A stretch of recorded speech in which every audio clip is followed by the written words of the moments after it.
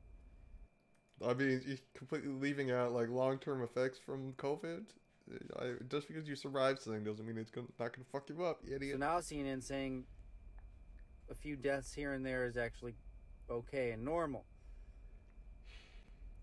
Yeah, but the thing is, even if people die from the vaccine, it's going to stop this ongoing virus that will continuously kill people. It's very, very rare that a vaccine actually kills someone. It's all about the money, the power, It's usually from allergic reactions. and the control.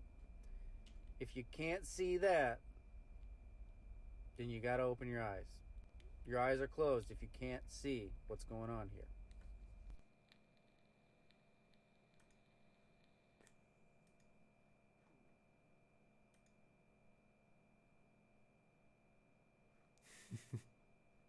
She looks pissed. So obviously we're getting a lot of pushback from the left asking what business is it of Texas, what goes on in other states, and how they conduct their elections. And the answer is very simple. This isn't them voting on the right to legalize weed within their own state. No, that's not what this is. That doesn't affect everybody else. This actually has to do with the outcome of the presidential election, who is in control of our country. Oh, who is in... Okay.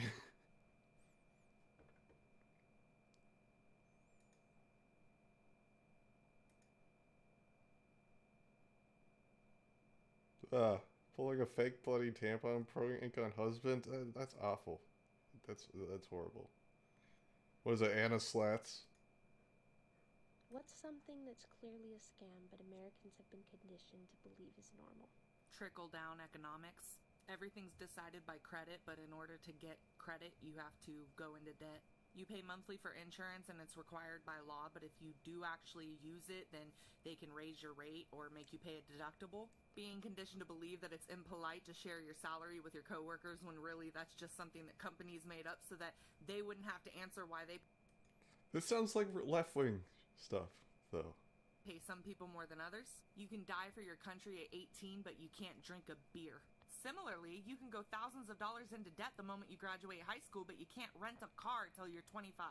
That healthcare is a privilege, not a right. That people on welfare are the ones that are taking all your tax money when it's clearly the military. That lobbying and corporations are politicians, so they I want to work see for the them instead of a Chud government response. for the people, I think which that's what this is. what it's supposed to be. That working 5 out of 7 days a week your entire life is normal. Who decided that? Ugh. Oh, wait. Actually false. I'll let you guess which one, not the alt-right. Okay, this person is... looks like some...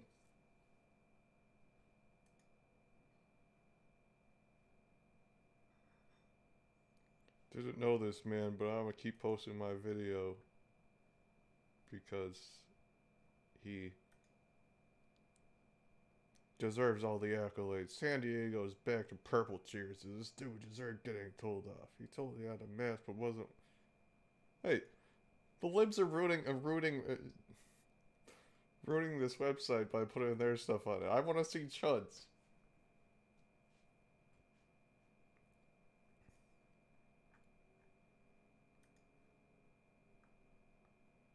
Let's see, Biden 46.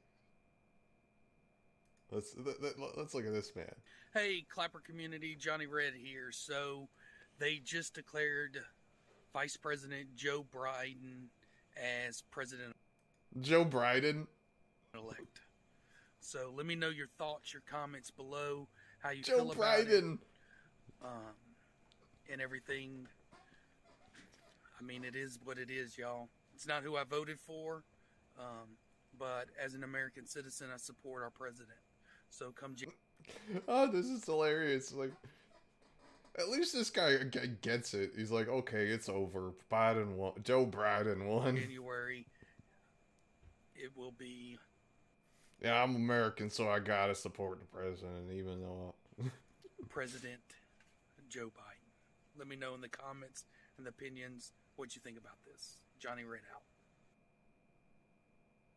out. I gotta hear Joe Biden again. Hey, Clapper community, Johnny Red here. So, they just declared Vice President Joe Biden. Joe Biden. If this guy's a troll, I love it. Hey, what's up, folks? Johnny Red here from Transparent Traders. Let's talk about Stitch Fix. Oh, he's a stock trader guy. What's up, folks? Johnny Red. Yeah, he's just giving financial advice. He probably supports Biden because the stock market jumped after he got declared the winner. It's like, I gotta support Joe Biden because I'm a stock trader. So many of these people's politics just come down to whether or not stocks go up. Okay, video replies are so much easier because they only give me 150 characters, but they give me 3 minutes here. So, opinion, like I said, it has to be an opinion because I can't see the evidence. If, in my opinion, if there was no evidence, if those machines were clean and there was nothing to sequester, so to speak, it would be an open and shut case. It is an open and shut case. That's why all your cases are being thrown out. They're like, you have no evidence. You can't submit a case if you can't even give evidence that there was anything that even happened. Dismissed, nope, sorry, you lose again. So they have something. We just don't know how much. Like, you can't sue the government for... like, you can't go to the government and like, you've lied to us about aliens. I want to sue you to get the alien information. It's like, well, prove that we know about aliens and we're hiding information. Well, you should be. You have to be. If I can't find any evidence of the aliens, you gotta be hiding it, right? And like, no, go away. We don't know how, you know, is it damaging? Is it a little bit? Is it a human error? Is it really a glitch, as they've been promoting? Can it be proven? How, you know, is it... What it means is you are a stupid fucking asshole. God bless the idiots. Let's see her respond to this. Hey there, Bob, Bobby, Robert Blowjob, or whatever your name is right there. Robert Blowjob? Not quite sure who the hell you think you are coming here speaking to me, or anyone else if you weren't directing it at me. On my page, my friends, my followers, like that. How dare you, sir? Who left the goddamn door open and this fucktard walked in? That's what I want to know. Anyone? Anyone want to take ownership? Who left the door open and this homeless piece of shit walked in? What? Fuck you! You used the homeless as an insult. Fuck you. The best time for you to delete that is right now. Or you can turn around. I could put a boot in your ass and you can get the hell out the door. You have... Oh, she's making me want to start a Clapper account. I need to bring Gerald over. Gerald needs to do this. I want to see people get pissed off on video at Gerald. A great fucking day. Guess I'll have to do that. At next stream, I will set up a Clapper account. And we're going to do some Clapper trolling.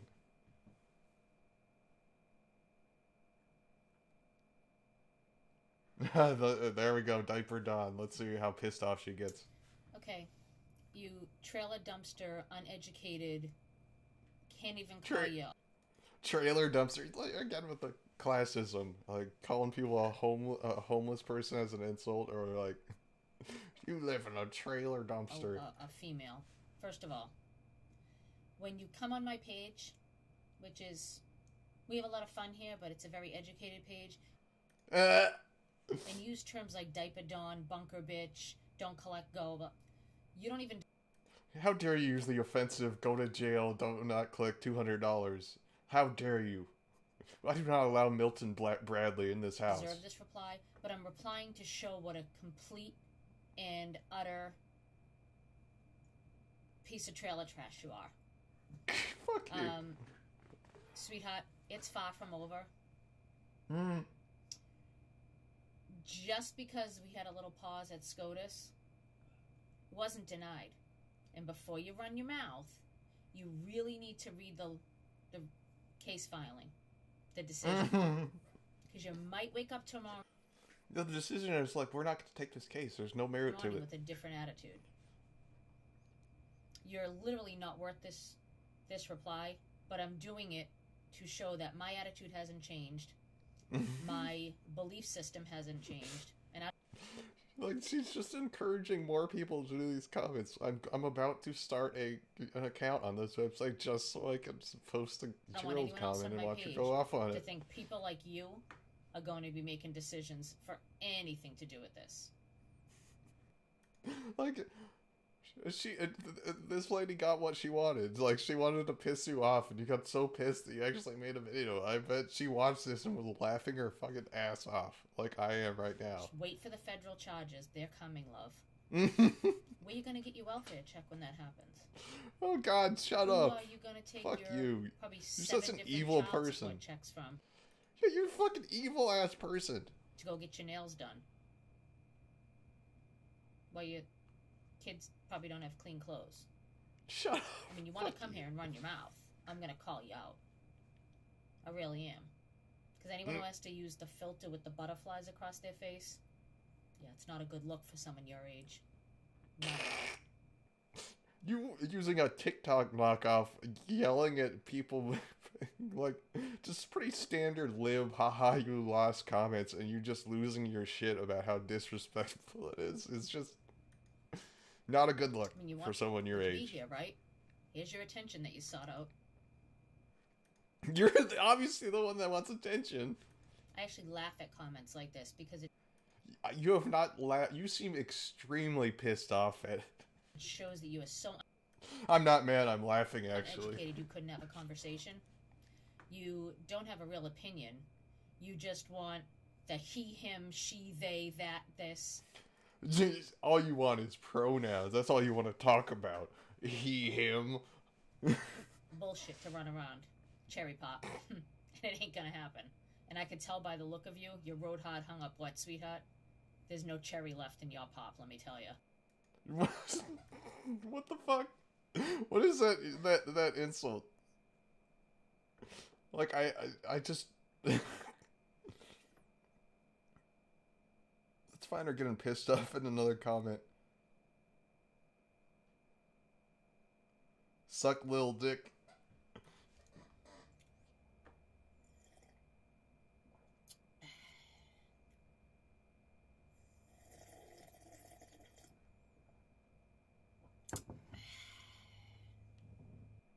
I just love that she actually saying "suck little dick" was enough to make her so pissed off that she's angrily sipping coffee and about to go off on this guy. Did you kiss your mother with that mouth? Probably not. You kissed your mother? Probably not. God knows you don't have a daddy. Again, like you like assume anyone that like the thing is, when you do insults like that, you gotta make sure that you're probably right, or else it's just funny to the other person. Well, you live in a trailer dumpster and you're poor and you're on welfare and you have 7 kids. And like, no, I literally don't. I just made this because I saw you make pissed off videos and it's hilarious. You would not be entertaining unless you were like this pissed off. That's clear. So your screen name is Lil Billy. You have all the anti-Trump stuff on your page. That's Liz Billy. That's Jay. You have 533 followers. And Yeah. I mean, that's kind of impressive for this shitty little website, honestly. you're so bored and so empty in your life that you come on here on a conservative creator's page for clout. No. No, the funny thing is, I do the exact thing he's doing. It's not for any clout. I just follow random people and they follow me back. I do not want parlor clout. I just think it's hilarious when people get pissed off at obviously stupid comments that I'm making, and I do it for the salt. It's hilarious. This is entertaining. This is funnier than a lot of movies I've seen in a while. Which, I don't know why you'd come here, but you think you're going to gain clout and tell me to suck a little dick. I don't suck little dicks. I don't waste my time with little dicks. I only do humongous chodes. They're not fun.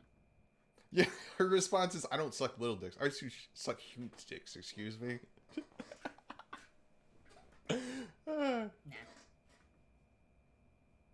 Even if you had a big wallet, a little dick wouldn't be worth it. So I can say that much. Is that why your screen name is Lil Billy? It's Liz Billy. Like a little thing. Yeah. Yeah. That must be really hard. Well, actually, it's probably never hard. No, sorry, Freudian slip. So, what else do you want to talk about?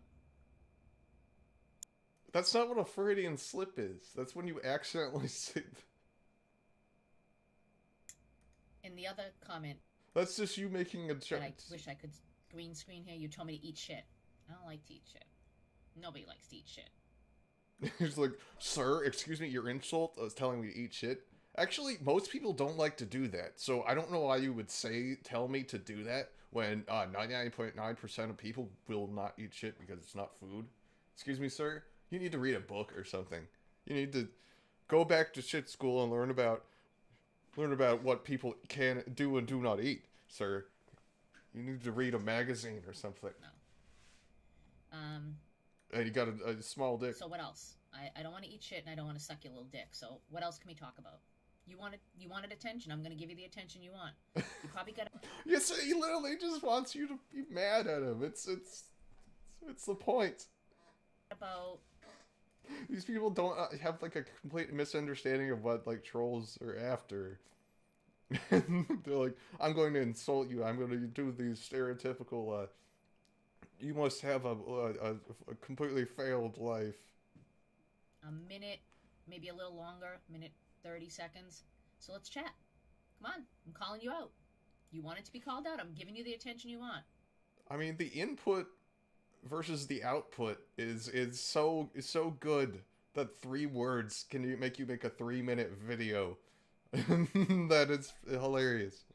Like, because right after this, 12,000 people are probably gonna message you and post on this thread. Even better. That's the point. That's what makes it so funny. May not work out the way you wanted it to.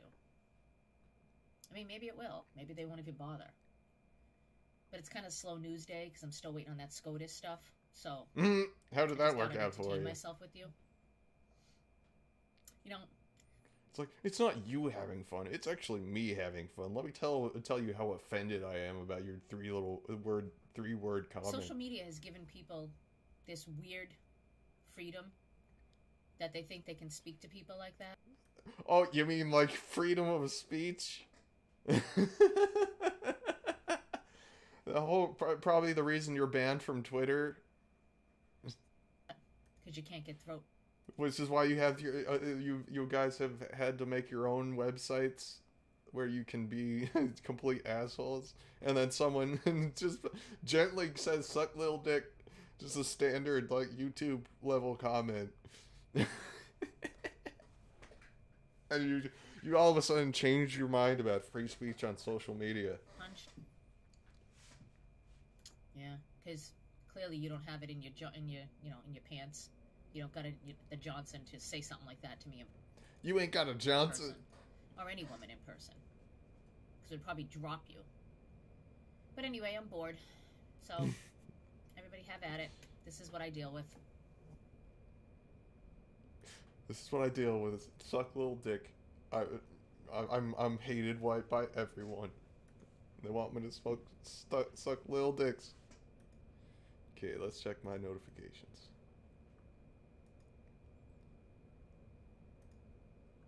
No. No.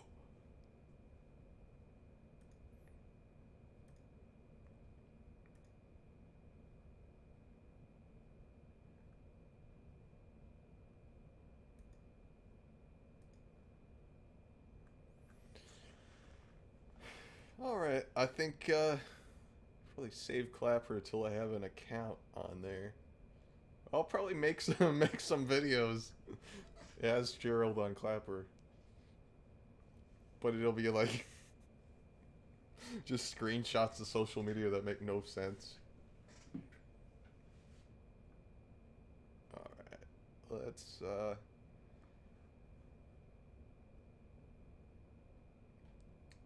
Let's hit BRB and I will be back with Alex Jones Endgame. Supposedly says it proves beyond a shadow of doubt their whole plan, and it doesn't. Most of it is about a road that never got built. So We'll be back.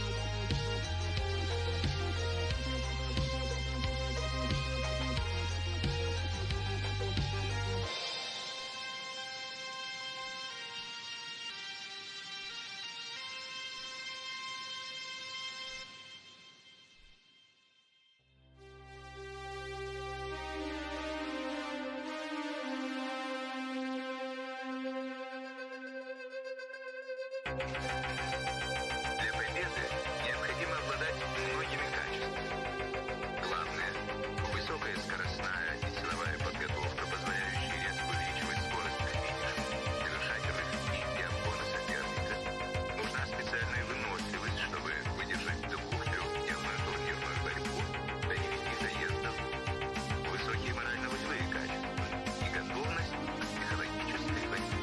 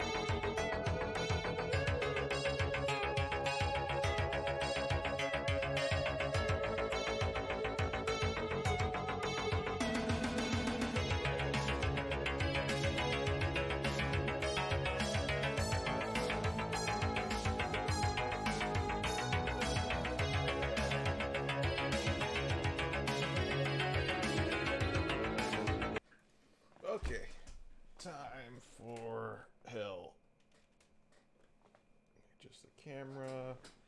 It's supposed to delete my chair. Come on, get rid of it.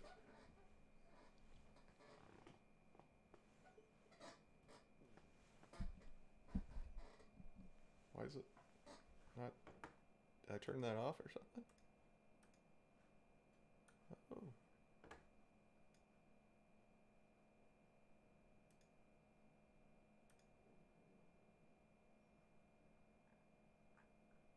Let's see. Refresh it. Okay, that's better.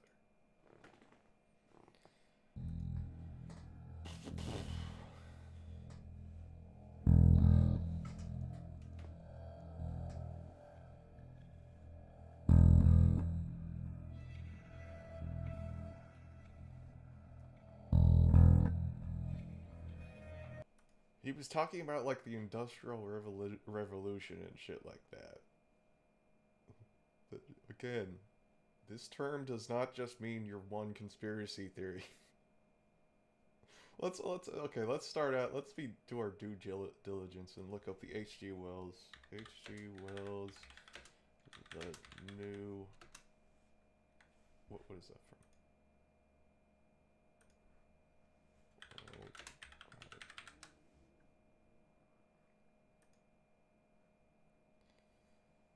The New World Order is a non-fiction book written by H.G. Wells and published by Secker and Warburg, 1940. In The New World Order, Wells proposed a framework of international functionalism that could guide the world towards achieving world peace. To achieve these ends, Wells asserted that a socialist and scientifically planned world government would need to be formed to defend human rights.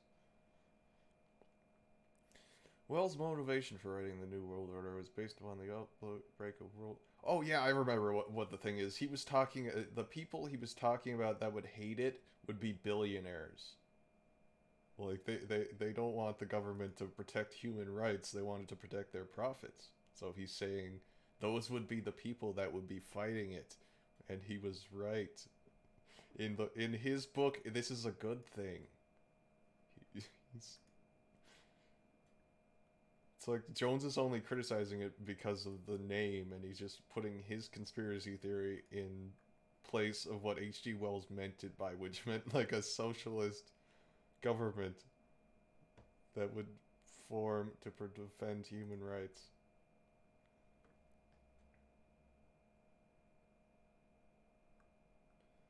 Let's see. Wells' nonfiction works mainly analyze the issues of his time, and wherein these works consistently urge that socialistic and cosmopolitan world government would solve more modern social issues.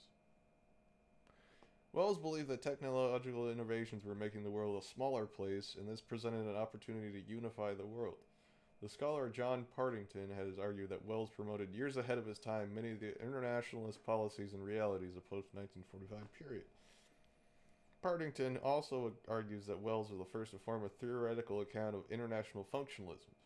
While Wells became more insistent with his support of international functionalism through his career, the publication of the New World Order was the first time he began to condemn other models of transnational government. So, not only was he laying out a vision of a world government that would be benevolent, he was criticizing other forms of it that would not be. Which would include the made-up thing Jones is against. Okay. Yeah, let's see. Collectivism means the handling of the common affairs of mankind by common control responsible to the whole community. It means the suppression of go as you please in social and economic affairs just as much as in international affairs. It means the frank abolition of profit-seeking and of every device which human beings contrive to be parasitic on their fellow man. It is the practical realization of the brotherhood of man through a common control. So, like, he's just saying, like, benevolent world communism, basically. Not, like, the weird, like, hyper neoliberal thing that Jones is going after. The new and complete revolution can be defined in very few words. It is A, outright world socialism, scientifically planned and directed, plus B, a sustained insistence upon law based on a fuller or more justly conceived resentment of the personal rights of man, plus completest freedom of speech, criticism, and publication, and sedulous expansion of the educational organization to the ever-growing demands of the New World Order. So, again, H.G. Wells is saying complete freedom of speech, so which would be, he doesn't want to, like, under that world, Jones would never be censored. So, it would really help if Jones actually understood, like, the context of the things he brings up, not just basing things on literally the cover of the book. Oh, here's the 10 following human rights of this H.G. Wells' New World Order.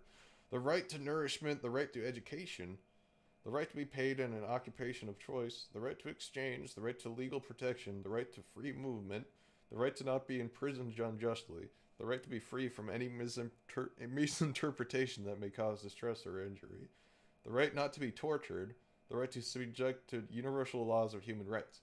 Oh, it's scary, Jones. Again, read something, please.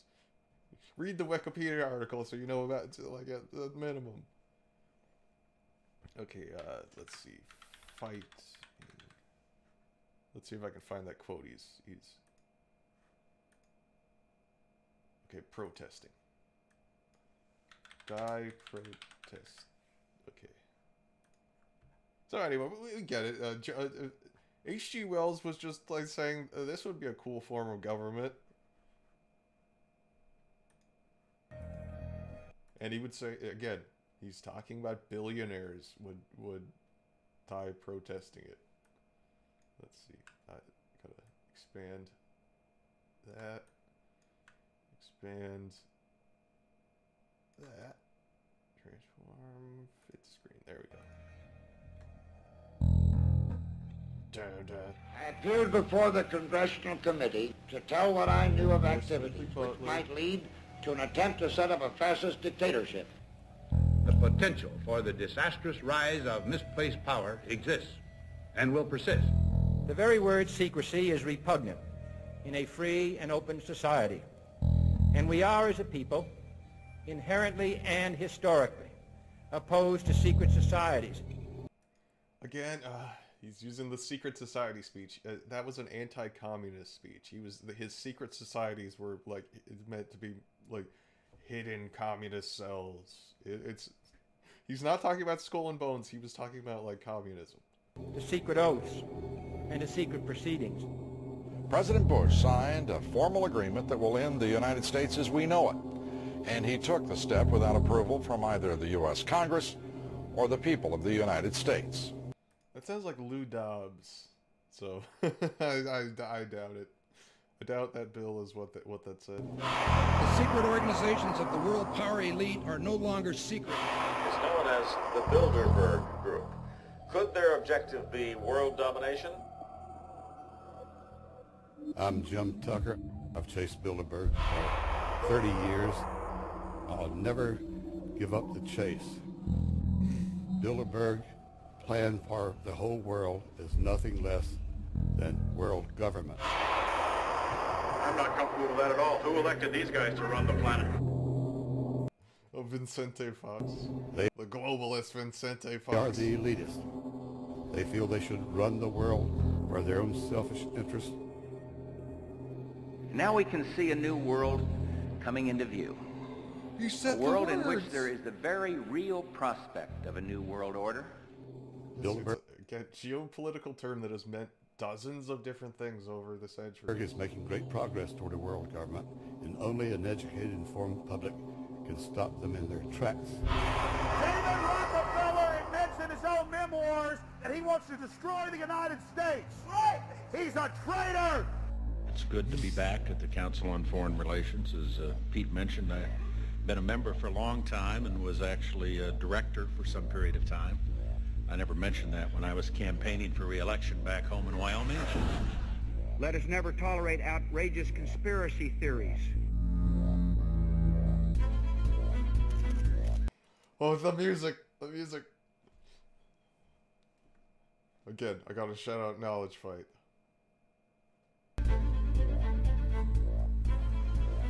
I need you to move off the property, please. Some shots were fired.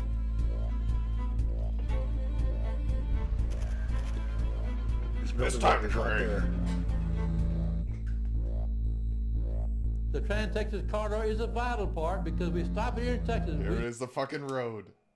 So they spend so much time for saying they're gonna make this globalist road that'll connect Canada, the U.S. and Mexico, and then we'll get filled with drugs and brown people and Canadians. Stop the New World Order right here in Texas. This thing started here. And to save this country... Yeah, and it's gonna be a big old toll road, so they have to pay to use it. We kill this damn thing here.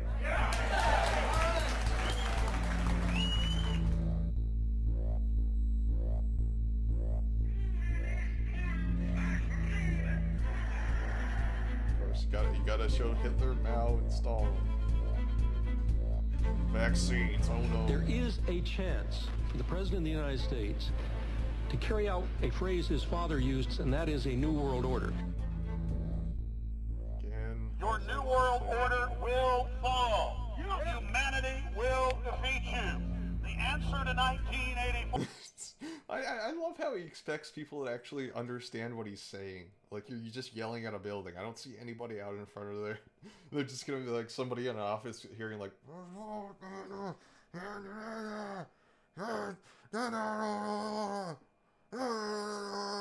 That's like all they hear in that building. 4 is 1776. Oh no, the Georgia Guidestones. Wait till he brings those up, because it's actually the real story is actually more interesting than the stupid ass conspiracy thing. See, it's cool because the E is backwards. Ngame.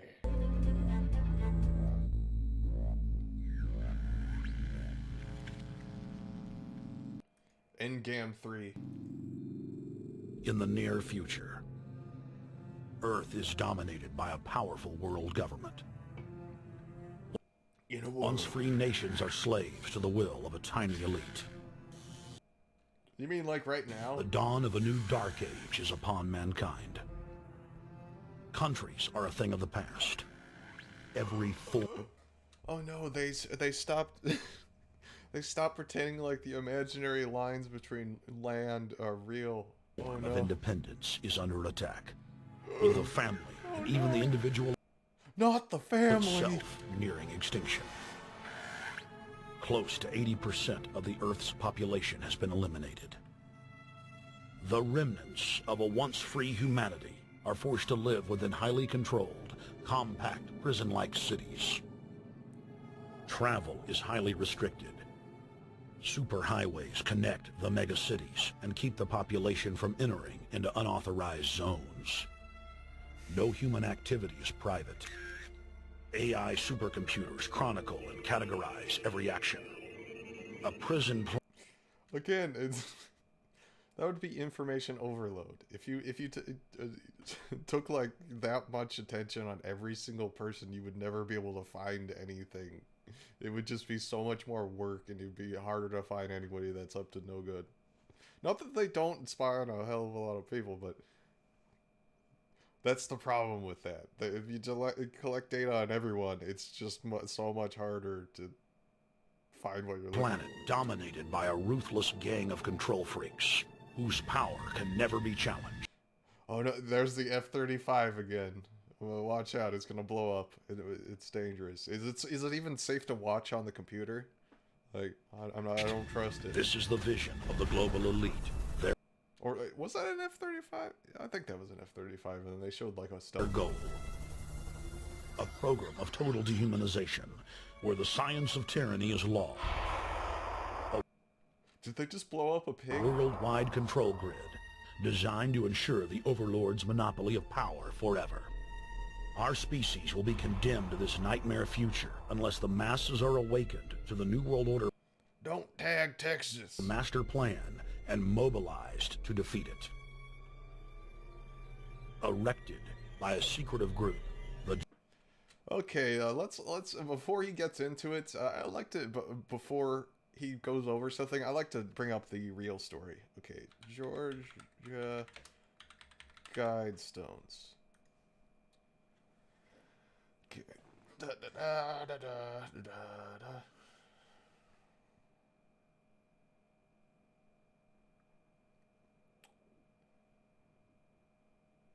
In June 1979, a man using the pseudonym R.C. Christian approached the Elberton Granite Finishing Company on behalf of a small group of loyal Americans and commissioned the structure.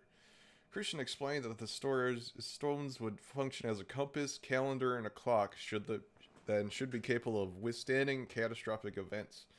Joe Fenley and Elberton Granite assumed that Christian was a nut and attempted to discourage him by providing a quote for the commission, which was several times higher than any project the company had previously taken, explaining that the guide stones would require additional tools and consultants.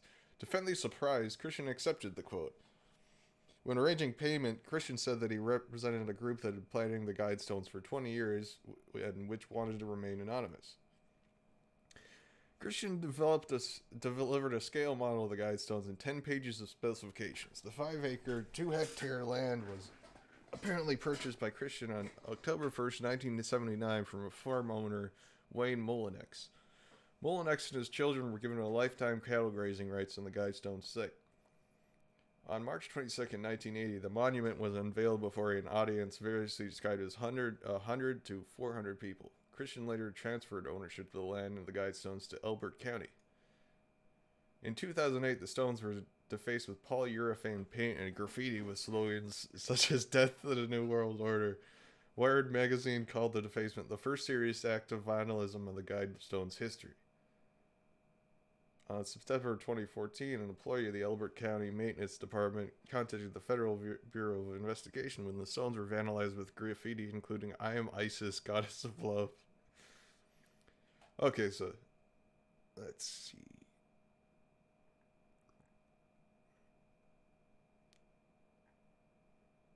So basically, I don't know if it really goes into it on the Wikipedia article, but this was set up by like some rich dude, like during the still the Cold War. The threat of like nuclear war is still big, and he wanted to make a big monument in multiple languages that have like rules for how you should set up a society if the Earth got destroyed by a nuclear war. Like, basically, he was like, we should leave some information for any survivors after the Earth is safe again to go outside. So here's the description of the inscriptions. A message consisting of a set of 10 guidelines and principles engraved on the Georgia guide stones. In 8 different languages, one language on each face of the 4 large upright stones, moving clockward around the structure from due north. These languages are English, Spanish, Swahili, Hindi, Hebrew, Arabic, traditional Chinese, and Russian. Okay, here's what it says. Maintain humanity under 500 million in perpetual balance with nature. Guide reproduction wisely, improving fitness and diversity. Kind of sounds a little bit of eugenics-y. I can see where they're getting that from, but unite humanity with a living new language. Rule passion, faith, tradition, and all things with tempered reason. So, be skeptical. Protect people and nations with fair laws and just courts. Let all nations rule internally, resolving external disputes in a world court. Avoid petty laws and useless officials. Balance personal rights with social duties. Prize truth, beauty, love. Seeking harmony with the infinite. Be not a cancer on the earth. Leave room for nature. Leave room for nature. So it's basically saying, hey, if the earth got completely destroyed and society had to start over again, let me leave these, what I think we should make the new society based on for people, anybody could possibly read it in all these languages. I mean, it's kind of vague advice. Some of it's pretty good advice if you wanted to restart society, but I mean, it's not the best. But it's not a plan. This doesn't mean kill everyone to bring it down to under 500 million. This is again, it's talking about after a nuclear war had wiped out society. So, good chance that might be all the amount of survivors left. So, anyway. Let's hear what Jones says it is. Georgia guide stones are a testament to the elite's plan for a world religion, global laws, with a global court and army to enforce it. And see, there was nothing about a global army. it is written that the population never rise above 500 million. Because they were all killed in a nuclear war, which is what this thing is for. Like, again, he's like, they gotta unveil their plans so that people will know about it, but then that kind of is contradicted to that this is on, like, private land. Which I don't think is very much open to the public unless you get, like, permission to go on it. It's like, even in his own theory about, like, why they have to reveal their plans, this is not, this doesn't count. You're not revealing it to anyone. It's like, like when he points out, like, that's why he said this on TV to unveil their plans, because they're supposed to admit it. Like, this is not admitting it. Like, you can't like write stuff. If Jones, according to Jones's worldview, you can't just like write your plan on a piece of paper and just throw it somewhere. It's like, look, I've reviewed our plan, so now we can kill everyone. So stupid. In this film, you will learn how our world is truly governed. You will see how highly secretive roundtable groups interlock to form. Are you sure about that? A global intelligence network. This group has been steering planetary affairs for hundreds of years. Now, in the final stage, they prepare for open world government. A goal tyrants throughout history have lusted after. Dr. Michael Kaufman is a published ecologist specializing in ecosystem research, forest ecology, and ecosystem classification. Dr. Kaufman played a key ecosystem classification. What does he go around the world and like he's got like this little monocle magnifier looking at the ground. Yep, this is a forest. All right, let's go. He's like, that's a mountain. This is a desert. You can tell, like, you taste the ground. It's desert. All right, mark that one. Mark that ecosystem down. Role in blocking the ratification of the Convention on Biological Diversity in the U.S. Senate. The concept of a new world order has been around for centuries. It's been receiving tremendous play over the last half of the 20th century. George Bush, the first senior president. I'm an ecologist, so here's my expertise on global politics. George Bush used it a lot in his speeches and really implies that he really wants to see a order in which we have a universal or a global type of governance in which every human being on planet Earth is ultimately responsible to policies that are being formulated at the international level. It is a big idea. First of all, that's not what that means. It just means instead of war, you handle it through a global level of government. Like, the UN is not making laws here. Most of their things that you people think are laws made by the UN are non-binding resolutions that have goals that governments can base their laws on, but they don't really have to do anything. It's like the Paris Climate Accord. It's like, oh, like 2030, let's try to do something like this. I don't know, go at your own pace, who cares? A new world order.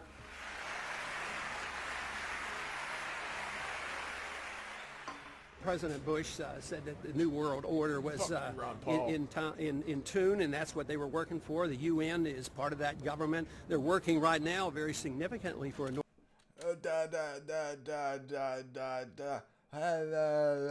American Union. That's why there's a lot of people in Washington that don't care too much about our borders. They have a philosophical belief that national sovereignty is not important. It's also the reason I have made very strong suggestion that we need not be in the United Nations for our national security.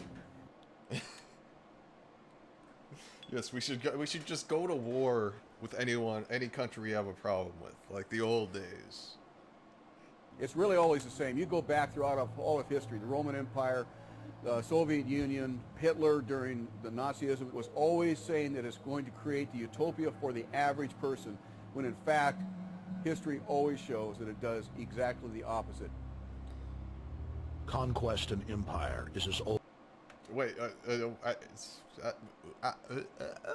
we don't have a global government, though. That's the thing.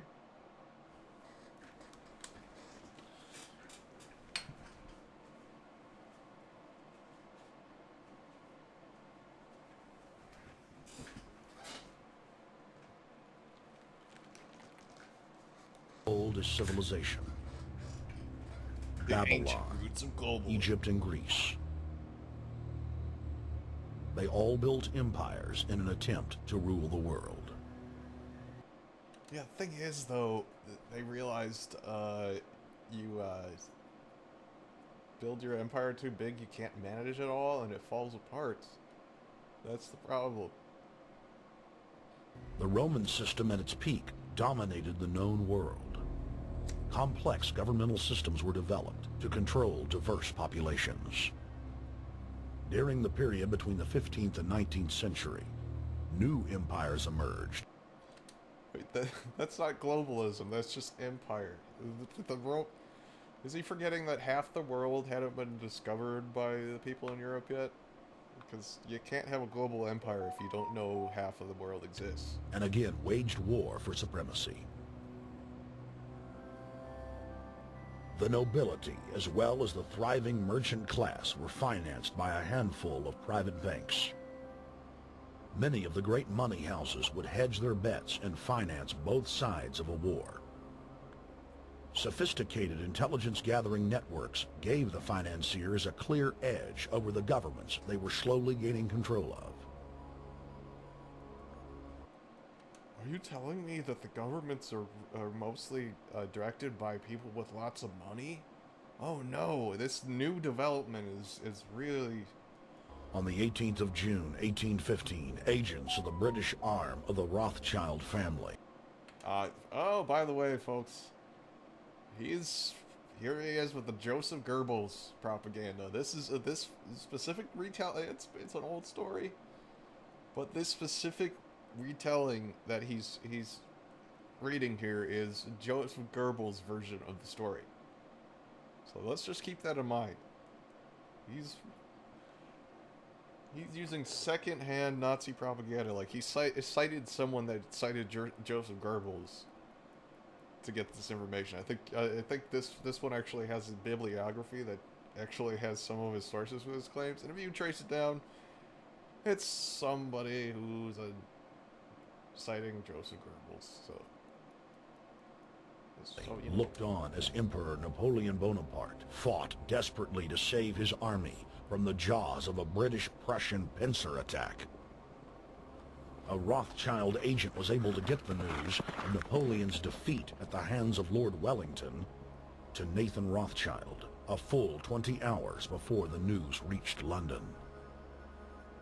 Nathan, the head of the British arm of the Rothschild family, put out the rumor to the London Stock Exchange that Napoleon had won the war.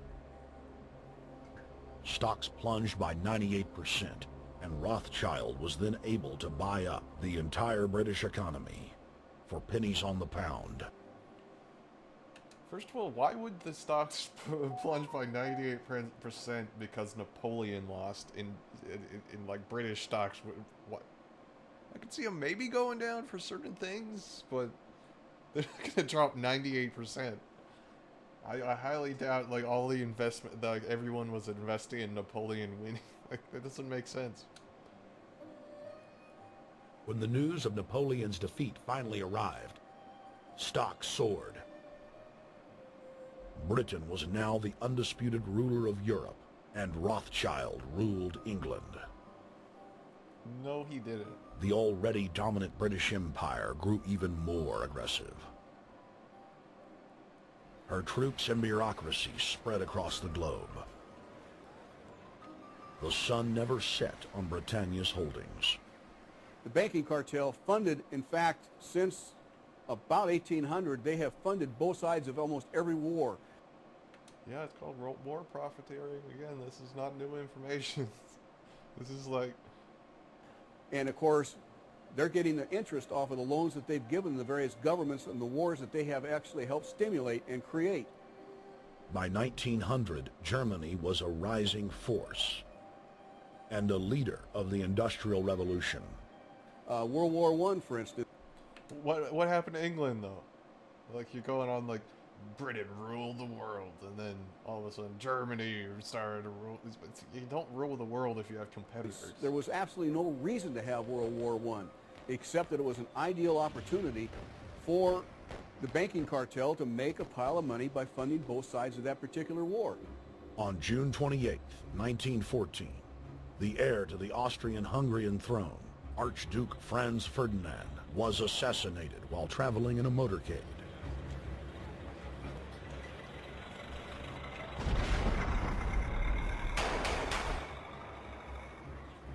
The Black Hand, a Serbian secret society with connections to French and British intelligence, took credit. Okay, no, citation needed. World War I had begun.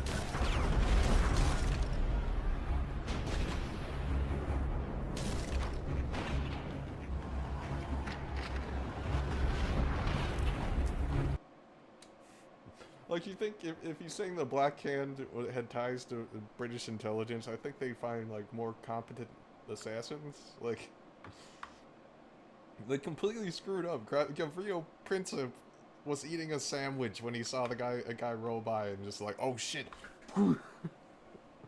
Like, if it were an intelligence operation, I think they would be a little bit more prepared.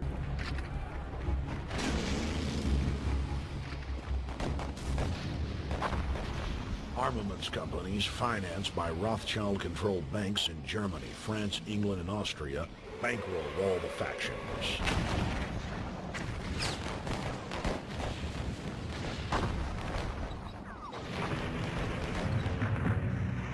At least 20 million were killed in the war. It was a conflict so terrible the people vowed to never fight again. They dubbed it the war to end all wars. Question is, why did they want war? Well, first of all, is money and power. But secondly, they wanted to create the League of Nations. They had this in their plans all along, and as a consequence, once the war was over or about to be over, they began to formulate this idea of a League of Nations, so this would never ever happen again. Yeah, but they were kind of bad at it because they didn't include Germany in it. Like, the Treaty of Versailles destroyed their economy to blame the war just on them, and then all of a sudden it created the conditions that had Hitler come up. So maybe if they're trying to make a world government, they're pretty incompetent at it. Hundreds of years of practice made the British experts at hiding their empire behind puppet governments and councils. In the name of stopping all future conflicts, they proposed that countries would join a League of Nations. Their true intention was for the League to serve as a framework for world government. Yeah, again, to solve problems other than going to war with other countries and preventing world wars like it had just happened. The League of Nations wasn't passing laws domestically anyway. President Woodrow Wilson, who had spearheaded the establishment of the private Federal Reserve System in the United States in 1913, strongly supported the establishment of the League of Nations. Woodrow Wilson was a very naive president. He was basically a college professor that was grafted into this whole... He was very naive. He was actually a college professor. You know, those people that are extremely naive and not educated. System. The League convened in Paris in 1919, but many nations recognized it as a threat to their sovereignty and refused to join. Frustrated by the U.S. Congress blocking the League of Nations, British intelligence, with the help of the Rockefeller family, set up the Council on Foreign Relations in New York City in 1921. The Council recruited the best and brightest of American life to support the growth of the Anglo-American Empire. You mean a lobbying group? That's the first time that's ever happened in government. The CFR's stated mission is to abolish all nation-states in favor of an all-powerful world government administered by a tiny elite. By 1930, the promoters of world government had split into two interlocking camps. The Fabian Socialists centered in London, and the Fascists based in Italy and Germany. National Socialism will use its own revolution for establishing a new world order. Adolf Hitler. Again, that term has meant hundreds of different things. It literally means just a new way that the world is ordered. That means like new leadership or new government. It's a broad term. It doesn't mean what Jones is saying it means. It has a million different definitions. You have to be specific. Well, I mean, unless you're trying to use it to lie to people, then you can just use every time it's ever brought up and say, it's actually what I mean it means. Supporters of the fascists in the United States and England believed that the military should be used to quickly transform the world into a new world order. While the more sophisticated practitioners of globalism stated that incrementalism was the sure path to world domination. Yes, incrementalism, like the Soviet Union did. They incrementally killed the Romanovs, just slowly. They would all vote until it passed that we should just kill the Romanovs and take over the government. Incrementally, though. Congressional Medal of Honor winner Major General Smedley Butler went public in 1934, exposing an attempt by the robber barons to launch a overthrow of the United States. The war hero testified to the McCormick-Dickstein Committee in Congress that some of the most powerful men in America had tried to recruit him to lead a military coup so they could set up National Socialism. Like, he starts every documentary the same. He takes, like, historical events that were pretty much true. I mean, he tweaks them a little bit. He adds, like, unnecessary information, like, the Black Hand was British intelligence, so it's probably not true. And he just relies on using actual, like, History Channel shit, and then says, like, look at all this stuff that probably happened, or most likely happened, or is just well, I mean, he did do the League of Nations is meant to, like, remove all borders, but yeah, I mean, like, he's already slipping in his bullshit in the middle of, like, history shit. This is his thing. He has to prime everyone with actual, like, little real history mixed in before he starts going full valve open bullshit in the United States.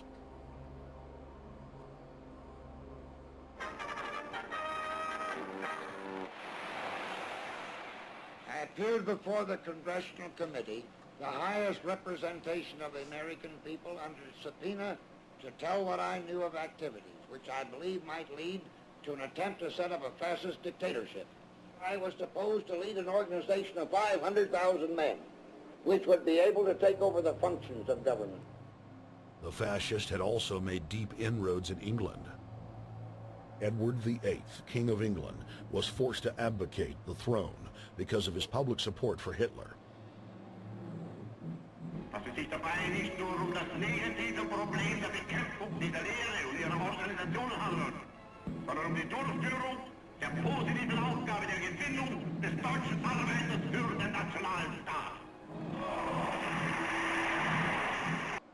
mean, are you not going to put subtitles? If you're going to use Hitler as evidence, I think you should probably do subtitles so we know what he's saying.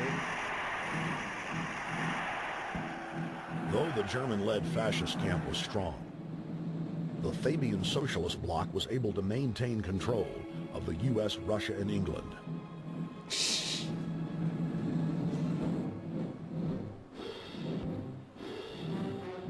In the build-up to World War II, and during the conflict, the bankers again financed both sides, just as they had done with Napoleon.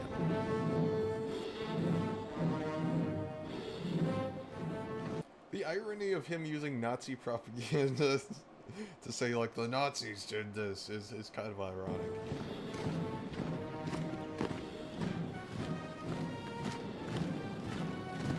With the rise and fall of the Third Reich, Europe lay in I don't want to ruins. look at him.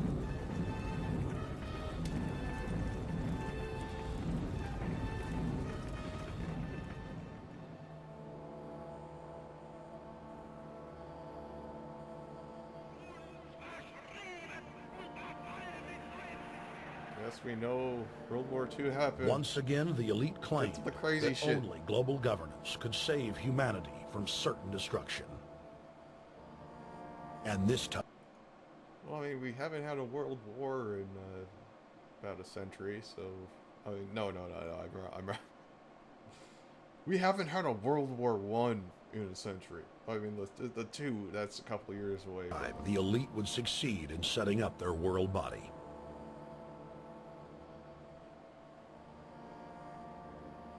In April of 1945, at the Presidio Naval Base in San Francisco, the United Nations was founded by the victors of World War II.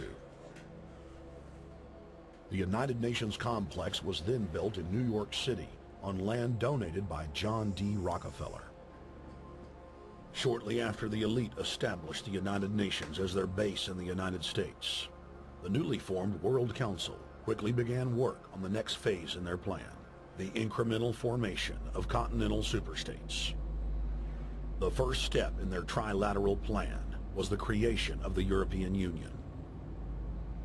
Unifying Europe had been tried many times and was extremely unpopular. Where Napoleon and Hitler had failed to accomplish their goals using force, the globalists would succeed using stealth. The British spearheaded the formation of the Council of Europe on May 5, 1949. The Treaty of London claimed to only establish trade ties between European nations, like NAFTA or GATT in North America. Yes, like the trade deal. That means you've created the union. Like these things are not different whatsoever. Oh, give me a second.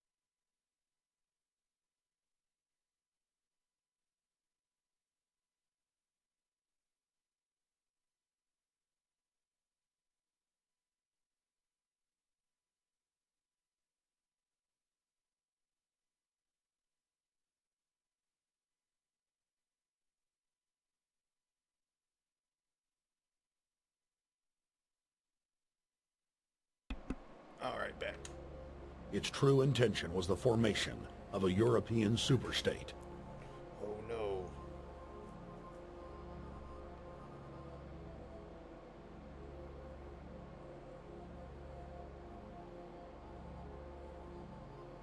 In 1954, the elite of the planet met in secret at the Bilderberg Hotel in Oosterbeek, Holland. The Bilderberg Group would later admit that their mission was the formation of the EU.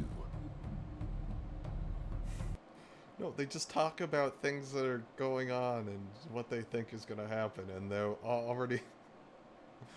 already talks for the EU. They also said we were going to like invade Iran in like 2009.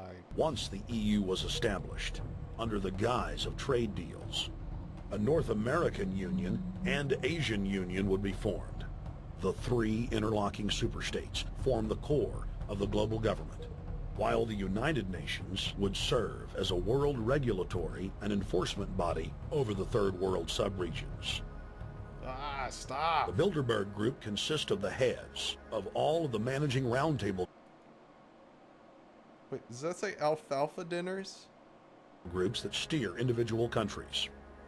Picture the elite power structure of the world as a giant pyramid, with only the elite of the elite at the tip top of the capstone. The group has been so secretive that until the mid-1980s, the controlled corporate media denied its existence.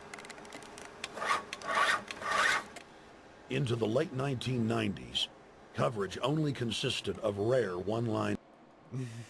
Look, see, it says Bilderberg Group on the page. I'm not going to give you enough time to read what it's about. mentions. 14 billion a year in income. Several major conferences moved to neighboring countries, including Congress, the Eastern European rabbis. That was held in Slovakia with this week. The annual Bilderberg gatherings of global power brokers decamped to Switzerland. Hotels are reeling from local booking. Wait a second. Let's make sure this isn't the Washington Times. Into the late 90s. The Washington Times. What? Oh no. 1990s. Coverage only consisted of rare one-line mentions.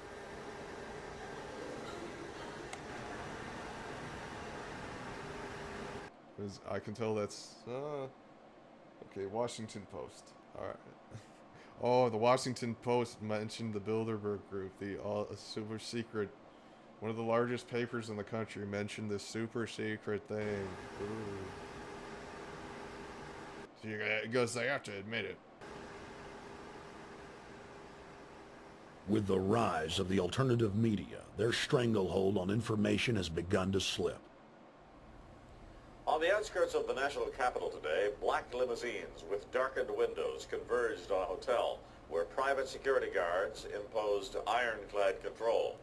The limos carried royalty, political power brokers, and industrial titans to a secret meeting that will last all weekend.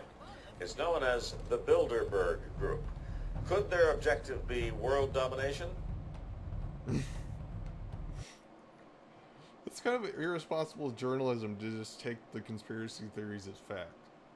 I mean, the thing is, like, it doesn't matter if these people have a meeting. They're already powerful. They already do have influence. The fact that they have a meeting doesn't make a difference. Every 4 years, Bilderberg meets in North America. And in June of 2006, we decided to travel to Ottawa, the capital of Canada. The site of Bilderberg.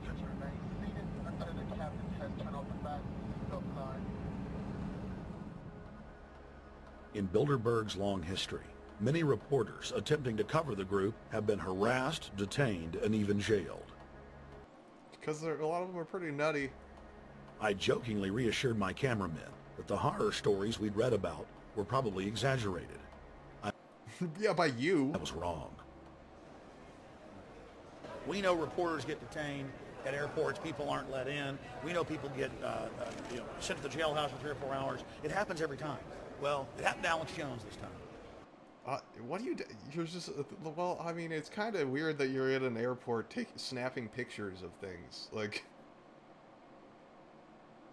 You just showed yourself with a camera, like, taking pictures of random shit in the airport. I think, what year was this put out? I think it was like 2009, 2010, something like that. They're gonna stop and talk to you if they see somebody, like, filming in the airport. It's like... They admitted, Bilderberg, that they've had pressure put on them by the government to heighten security, and that's why all this happened. Yes, I was told that by two separate people. They scoured our records for hours yesterday and hours today, trying to find something on us, and of course there was nothing. It was just scary. I mean, again... It was probably because you were taking pictures at the airport. I've been all over the world. That really freaks them out. I've never seen anything like this. It was like hours of humiliation. And they said, "What are you here for?" And I said, "Well, I'm here to, cover the media, covering a political event. I hope to talk to some members of Parliament." I was answering all the questions. It was clear I wasn't a threat. It was clear I didn't have any criminal record. It was clear I was press. It was clear I was coming to interview people. I mean, yeah, that's why they let you go. They were going to deny me. They told me earlier that I was probably going to be denied. And then you guys showed up, and everything changed. So what's your plan now?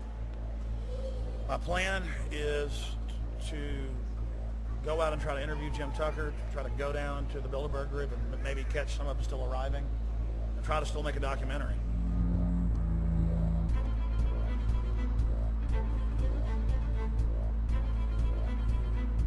So instead of being here at 8 a.m. in the morning when the Bilderberg group attendees, the 100 elite of the planet, start showing up, we're going to be getting here about 3:30 or so, and we'll see if we can catch any of the elites coming in.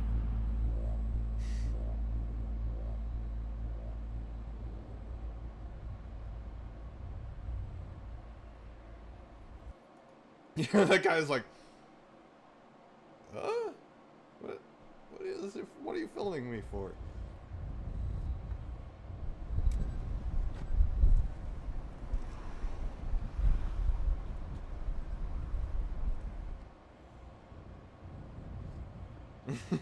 There's like 10 people out front. What do you think's on the agenda for this edition of the Bilderberg Society's annual meeting? They're debating the attack on Iran. They're talking about how to take out Hugo Chavez. They're talking about how to get their American Union in that destroys Canadian, U.S., and Mexican sovereignty. So we're talking about the death of Canada. I thought Hugo Chavez was a globalist. That's what's happening in there right now. The death of your sovereignty is happening in there right now. CNN has even reported that these individuals have put out the policy reports through the Council on Foreign Relations that writes their scholarly white papers to end the United States, to end Canada, and to end Mexico. They're going to end Canada, and we're going to have... It's just so funny that his main thrust of this is they're going to make a North American Union and build a road. About 10 have come in. They've been coming in slowly in typically big black cars with what appears to be bulletproof glass, and we've got a few pictures of some of the people. We're being kept well back from the building by an awful lot of security people. But, there'll be more security as this thing develops. Again, just a reminder to stay off the property, okay? I am. This is the line. We checked with the city. It's like, can you stay off the property? Oh yeah, I'm on the line. I'm not touching you. I'm not touching you. Yeah. He's probably just trying to beg that guy to kick him off. He's like probably putting his foot over the line. He's like, yeah, quit playing around. Okay. Boston. The ex-president of Ireland? Maybe? Okay, Danny will know. I came here from upstate New York. I booked a room way in advance. When I checked in at 10 o'clock at night, they told me I had to be out at 8:30 in the morning. And so, of course, I complied to what they wanted. I wasn't happy about it because I had been tired. I drove quite a long way. Then I went down to have something to eat. And I just saw a bunch of security here, and I was wondering what was going on, and I asked questions, and they said they were having a wedding or they were having some sort of reception. So I decided to ask a couple more questions because I thought it was kind of weird. Did they say wedding, or did they just say some sort of reception, and you assumed it was a wedding reception? Weird. And then I saw them from my hotel window. They were in the back. They probably reserved the whole hotel and you didn't pay attention because, like you said, you were tired from driving a long way.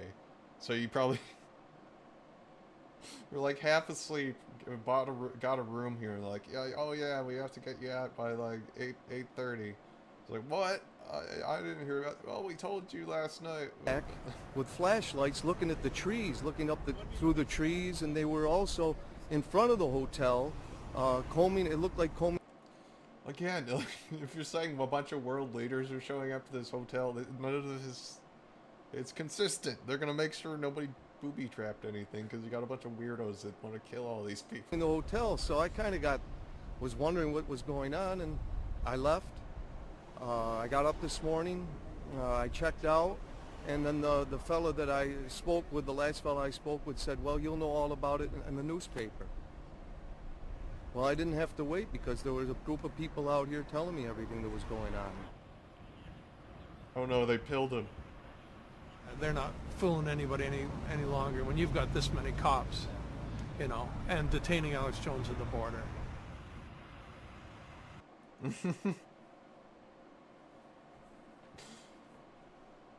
Like, obviously, I mean, you know they're meeting there. It's not, it's like, of course there's gonna be a bunch of cops there. Get them on both sides. Yeah, you crook. Yeah, you're gonna go to jail like Ken Lay. Oh yeah, there's one right there. Hi. Hey, we're not your property. We're not your slaves. We're gonna defeat the New World Order. He can't hear you. The New World Order is going to be defeated. You realize that? I'm glad you do. Let's look it up. Augusto Santos Silva.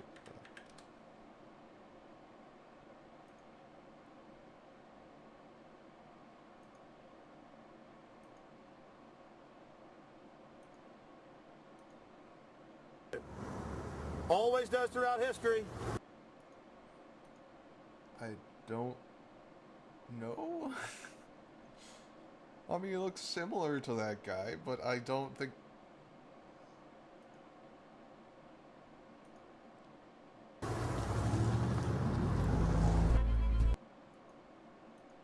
Maybe? That last shot kind of... They have the same glasses. I don't know.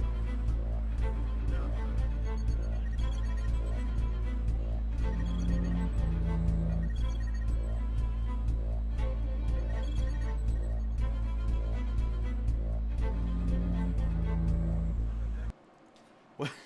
You're not going to tell me who these people are? You're just going to have their names? Hey, that's the boss. Boss is leaving. Etienne Davignon is the honorary chairman of the Bilderberg Group, as well as the head of its steering committee. The committee he heads selects and invites each year's attendees. In the last decade, the list of attendees has been leaked to reporters by moles on the inside. Veteran newspaper reporter Jim Tucker has been covering the Bilderberg meetings for over 30 And isn't Jim Tucker kind of a pretty bad anti-Semite too? Let's see.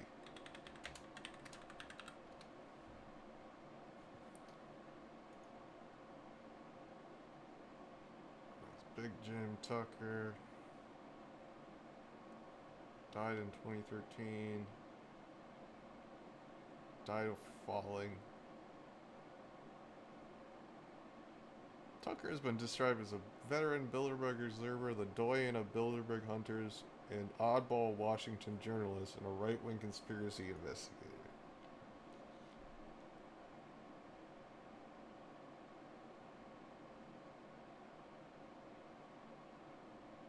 Okay, let's go.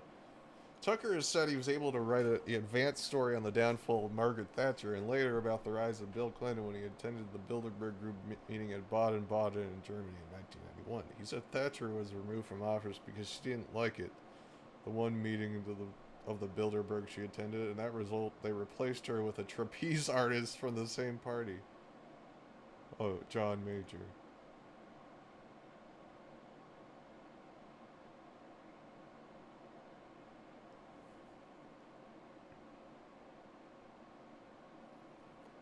Ooh, oof. There's the American Free Press, the neo-Nazi shit.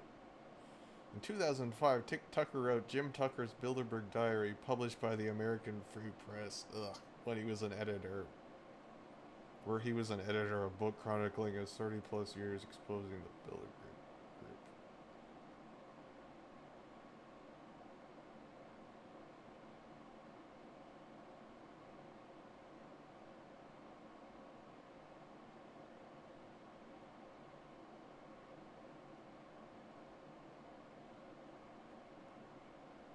Let's see. Jim Tucker Rational Wiki. Rational Wiki usually mentions if these people are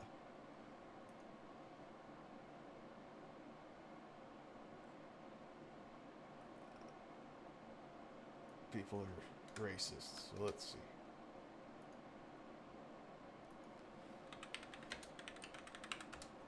Let's see.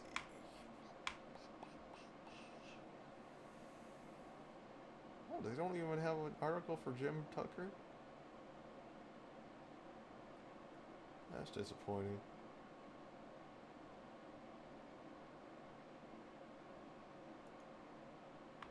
Darrell F. Jim.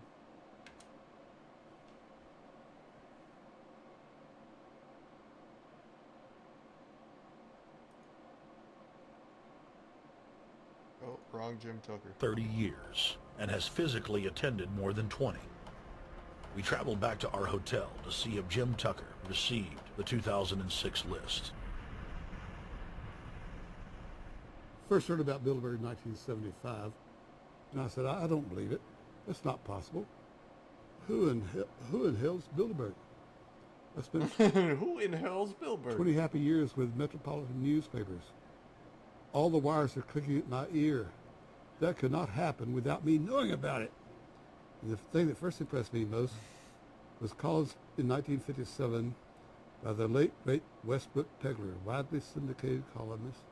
He wrote 2 lengthy columns about how approximately 100 leaders of international finance, heads of state, high public officials were meeting behind armed guards and closed doors on Jekyll Island. He sounds drunk. Island, sealed off. What are these powerful internationalists doing? And why is it so secret? Why do they have armed guards outside? Why is it sealed off? The newspapers totally ignore it. Not a word. Total blackout in the United States. He sounds Since wasted. then, I've never stopped pursuing Bilderberg, or the whole international gangster organization led by Rockefellers and Rothschilds, as they manipulate the world for their own selfish interest. Yeah. Jim, is he just drinking straight vodka? Waiting on the list. You normally get it on the first day. You haven't gotten it. We're told it might come in today. How important is that list? It's absolutely essential, although identifying people outside, as we always do, is important too, to find out who is not on their own list.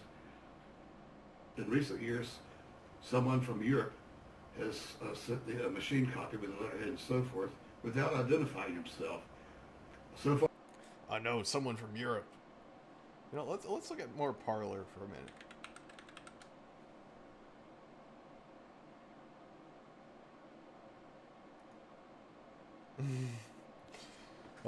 Somebody replied to my dangerous fans comment. Dangerous fans, they blow the fires over the land and make them worse. I absolutely detest these things. This is the answer to our global warming, covering the entire countryside with these monstrosities. Another thing, I am the only one who's noticed huge fields of these in the middle of nowhere. I've seen these miles away from any town. No farm or ranch would need that much power, and the power loss that would occur to send it into a town would render it worthless. This person doesn't understand power transmission.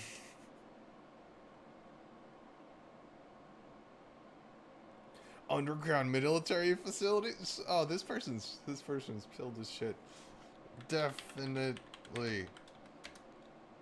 The dumbs.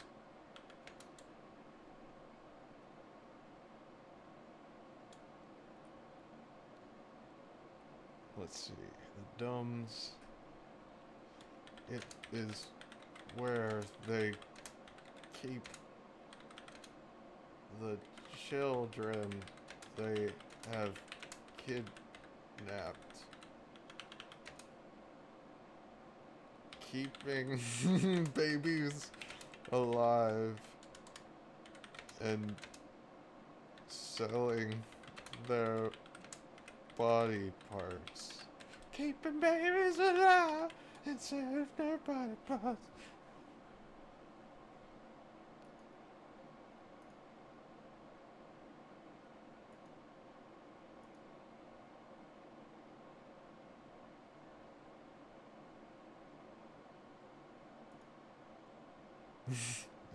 I won't make them take it off, but I show them the N95 mask I use when working quick work.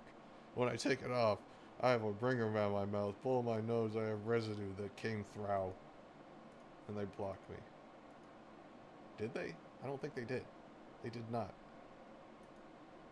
Parlor, fix your shit. Enact Nasara. He's a Nasara person.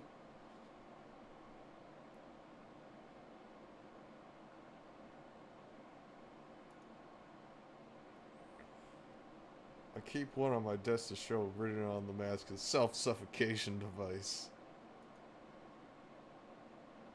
That's so weird. It's saying I'm blocked by them, but I can still see their posts.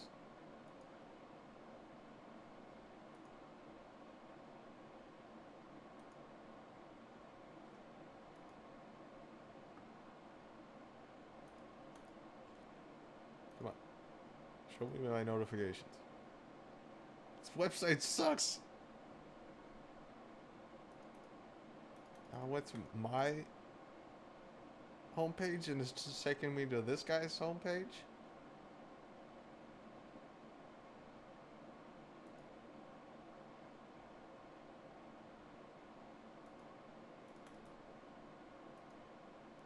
This is so weird. What's going on? No parleys available?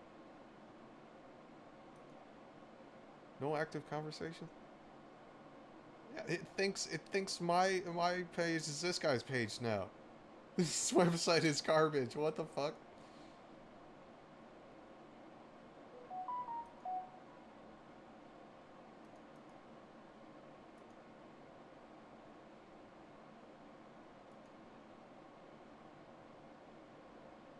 Okay, here we go.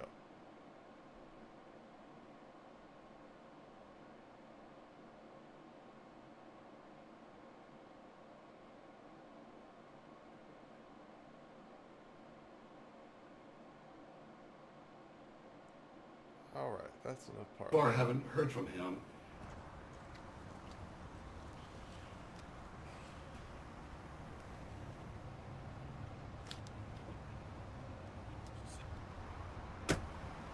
Well, Bilderberg... They have to include that picture, that video of Jim Tucker slowly getting in the backseat of a car. Assumed that name in 1954 at their first meeting as Bilderberg at the Bilderberg Hotel.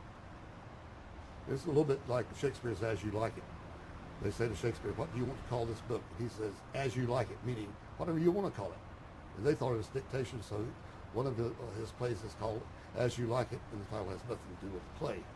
So that's how the Bilderberg came by their name. What? Now, they had been meeting for half a century. The moneyed class had been meeting. Let's see if that's even true.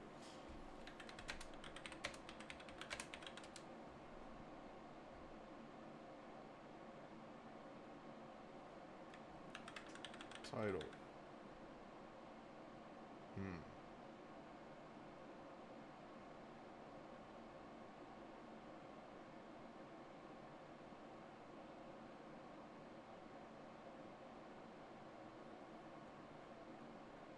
Okay, not on Wikipedia, I don't think. But like, what is he doing? What point was he trying to make? But they decided they have to meet systematically every year, well planned in advance. In addition, maybe other smaller meetings throughout the year. Sure this is the right turn, Jim? Nope. Let's see if we can start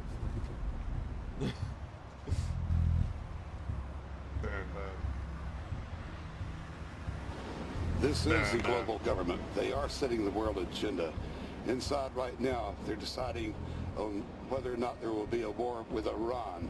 They're deciding whether or not taxes will increase, whether oil prices will be suppressed or increased. There's much more on the agenda that we'll be finding out in the fullness of time. Yeah, you got to take the gas prices level and like you crank it way up. That's what they do. They're like, do we push the lever? But those are 3 items that are heavy on their list this year. And how do you know this? I'd like to see your documents. This is Jim Tucker, ladies and gentlemen. 27 years covering these crooks. Tucker, pleasure to meet you. the media said he was crazy, it didn't exist. Now we've No, they never said it didn't exist. They just said it was crazy. forced him. 120 of the world's most powerful men, heads of state from Europe, high officials, United States government, Treasury, White House, state, defense. They're setting the world agenda now. The reason they want secrecy is because they're doing evil. Evil is done under the cover of darkness. So, like, nothing good is ever done secretly? Is that what he's saying? Is he just... So he's just like, the Bible says you can't do anything good in the secret, so if they're not letting us in to just yell at them, then it must be a bad thing. Which, I mean, it probably is a bad thing. It's a bunch of world leaders and billionaires and shit. So, but it's not like these people already have power again. Good works are done in the sunshine.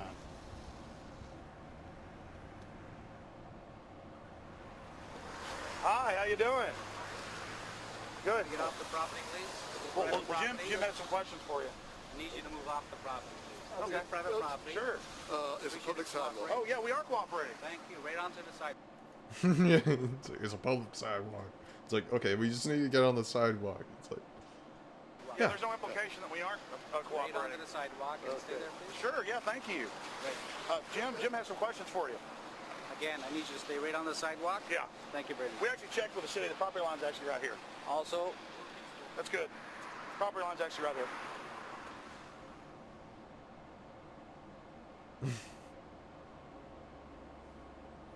We are on the verge. again, like, Jones, like, tries to make it intense when anybody, like, kind of, like, slightly forcefully says, I need you to get off the property, please. Can you just... Be like, I'm cooperating, I'm walking very slowly, but I'm cooperating. Like, I just need you to get off the property. Can we... Verge of a global transformation. All we need is the right major crisis, and the nations will accept the new world order. Fake quote. David Rockefeller. It's David Rockefeller and the Corn Black at the beyond the hotel, and they had no bodyguards. One of my friends shouted, "Hey, Rockefeller!" and he turned back and he was afraid. He was afraid.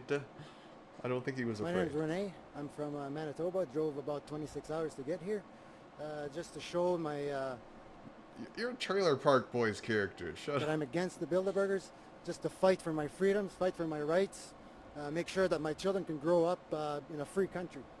My name is Daniel Esterlin, and I've been doing this for the last 15 years. I'm from... I think I remember this guy went pretty nuts. Let's see. Daniel Esterlin. Lithuanian-born conspiracy theorist.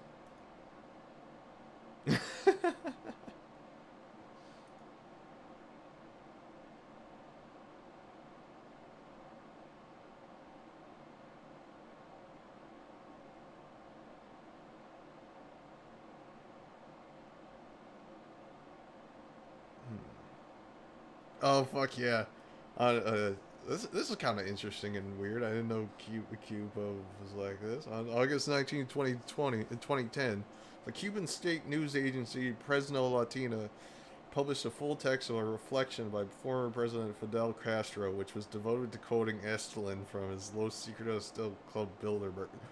Oh god, Castro was pilled on Daniel Estelin. No. All on topic of the world government. The selected quotes from Estelin's book focused on material credit to Lyndon LaRouche and members of his movement. So this guy's a LaRouche guy. Let's check Rational Wiki on him.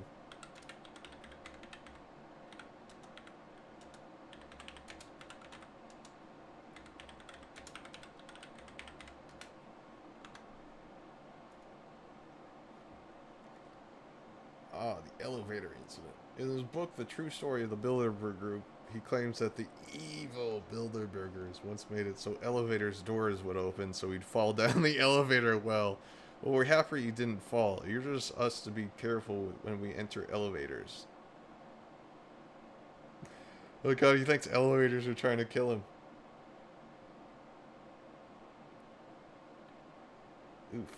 Estelin claims that the founder of the group, Prince Bernardo Lipper-Biesterfeld, named the group after something in the SS, of which he was a member, more popularly Farben Bilder, a corporate executive and member of Himmler's circle of friends. Of course, he must be thinking he was somehow involved in the Holocaust, but A, he was in the Reiter SS, the SS Cavalry Corps. He was only in it for ambition, not ideology. I don't know. The Reiter SS was no more than an equestrian country club for aristocrats.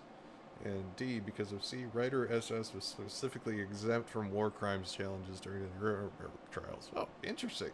So, he was just in a Nazi horse club, which is, I mean, Nazi anything you shouldn't be a part of, but really kind of takes some of the wind out of Alex Jones saying Prince Bernard was an SS officer when he was just in the SS horse.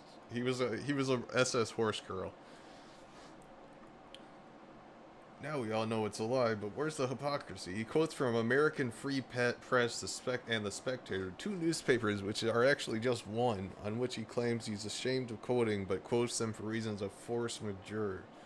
Of course, these newspapers are far-right and anti-Semitic, so therefore, so much from the prince's Nazi bugaboo. Okay, let's see.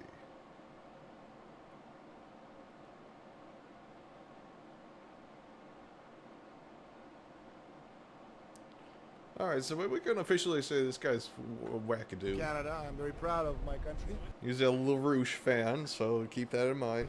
Because as you can see, there are a lot of people covering the Bilderberg conference. Last year, it took me 14 and a half hours to get to Munich. I was pulled off a plane in Milan, I was pulled off a plane in Munich. They interrogated me 4 hours in both places. I was able to call a friend, a journalist in Rome, as a result of his presence and others. Calling the foreign ministry department in Italy, they backed off and they let me go. They basically told me that they're keeping an eye on me 24 hours of the day. The little hotel where we were staying... 24 hours of the day? Staying at Jim and I, out of the 20 rooms, 6 were occupied, 3 by the CIA and 3 by the German Secret Service. That's how serious these people are, and that's how afraid they are of actually what we may be able to reveal and what we actually do reveal publicly about the Bilderberger intents. Daniel Estelin has covered the Bilderberg meetings in Europe and North America for more than 15 years. His book, Club Bilderberg, has been translated into more than 20 languages and is a global bestseller. Estelin has photographed many past Bilderberg meetings. Rockefeller frontman Henry Kissinger is always a key participant. Here you see the president of the CFR, Richard N. Haas, followed by Vice Chairman of Rothschild Europe, Franco Barnaby, who is speaking with Henry Kravitz. And behind him is Isn't that Richard Barnaby? Holder, former U.S. ambassador Barnaby to the United Nations. The head of Daimler Chrysler, Jürgen Erich Schrimp, arrives by helicopter. It's shrimp, not shrimp. Jürgen Here, Shrimp. the owner of the Washington Post, Donald Graham, escorts Indra Nooyi, the head of PepsiCo. PepsiCo. Queen Beatrix of the Netherlands, whose father, Prince Bernhard, founded Bilderberg, is a leading figure in the group. Of course, globalist kingpin David Rockefeller, seen here with his bodyguard, James Ford, always attends. The then newly appointed World Bank chief Paul Wolfowitz is photographed at Bilderberg 2005. Yes. It has been reported that Wolfowitz had attended previous meetings, while still the Deputy Secretary of Defense, a violation of the Logan Act.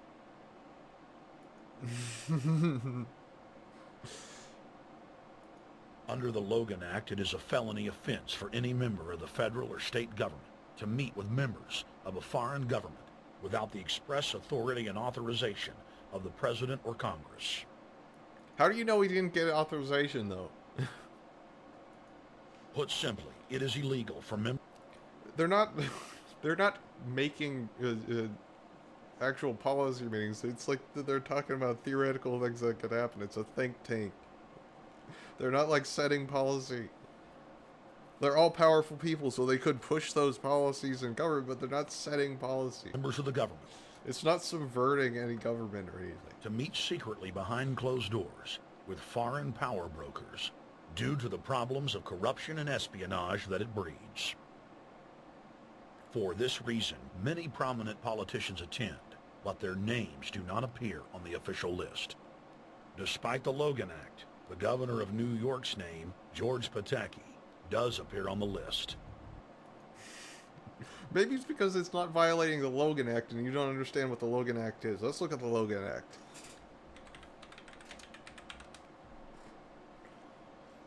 Alright, Logan Act, enacted January 30, 1799.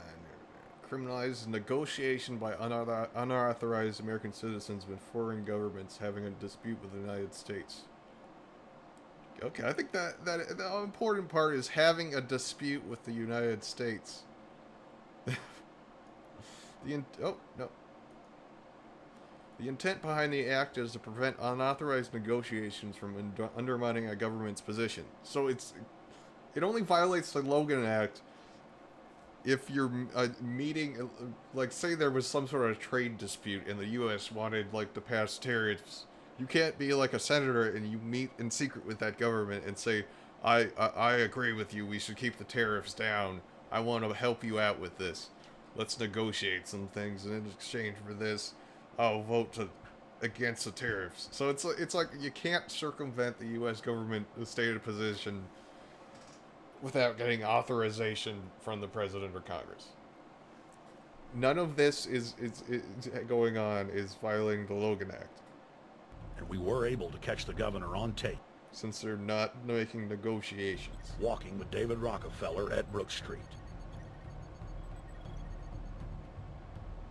Multiple staff members inside there she Street is. reported to us that Hillary Clinton attended for half a day. Several armored limos with diplomatic plates did arrive with police escorts and offloaded their passengers in the underground parking garage out of the sight of the press. Former World Bank President James Wolfensohn sardonically stared at our cameras. Is that really sardonic? Let's look at what sardonic means. I have a sardonic. Grimly mocking or cynical. So 3646. Out of the sight of the press. Let's see if this is sardonic. Former World Bank President James Wolfensohn sardonically stared at our cameras. It looks like he's doing a half glance at the window, like, and then just like turns back forward. There's nothing sardonic about anything he's doing. They're upset about the fact that they're being exposed. Well, I'm sure they are. I mean, look at the tinted windows. They don't want to be seen. They don't want even anybody to know they're here. So I'm sure they're ticked, you know, and that's why we're here to try to expose them. Do you think that they were angry that they were on the front page of the local paper today? You think they're in there reading it right now, Jim?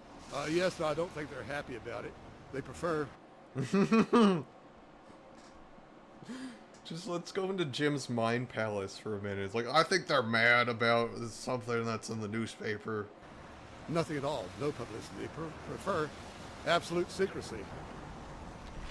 Yeah, you better. Well, I mean, they've got like 10 people protesting out front. I don't think they're very mad. They just want to keep less of you weirdos from going from the United States all the way out here to just stand out and be weird. Look away. We're not your slaves. You don't own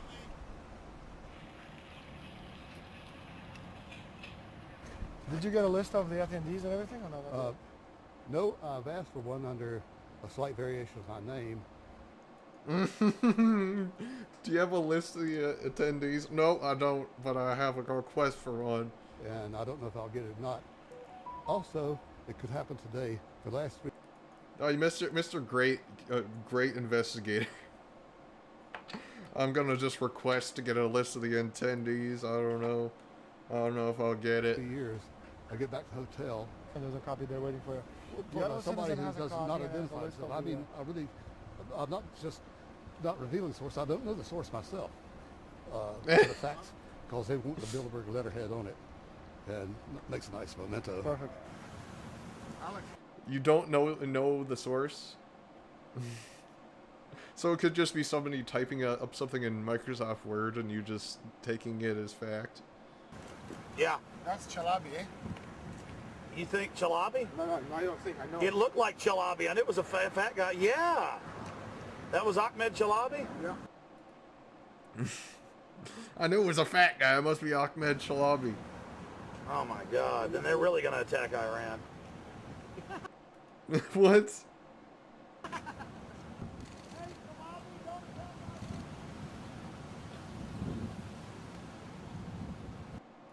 Oh no, he's a counterfeiter.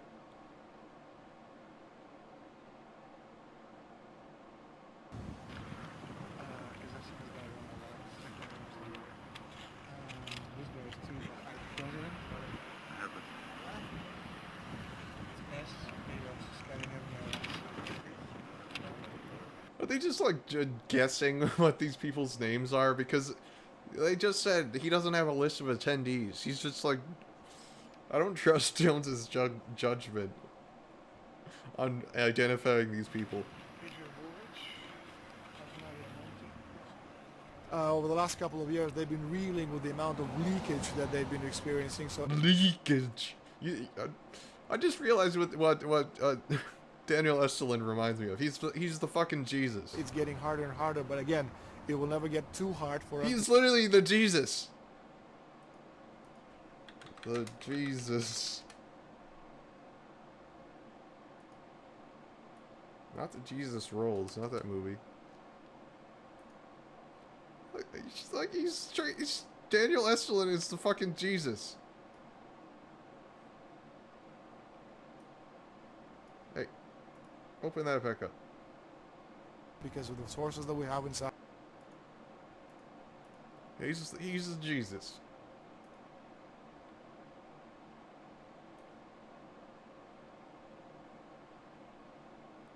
Same person. At top-notch sources, people who are actually working for them, the Secret Service, the second layer, people in the Bilderbergers, the clerks, the administrative office, they are there. They are our eyes and ears, and every time there's something out, we always get the information. That's Francisco Pinto Balsamao. I think that's the Queen. That doesn't look like a queen. Oh my God, yes, her earrings. You see her? That's not the queen. We have Holland.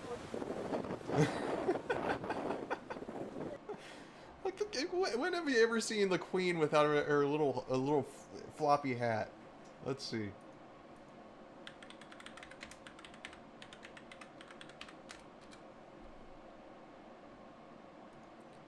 Like, obviously that lady had blonde hair that we just saw.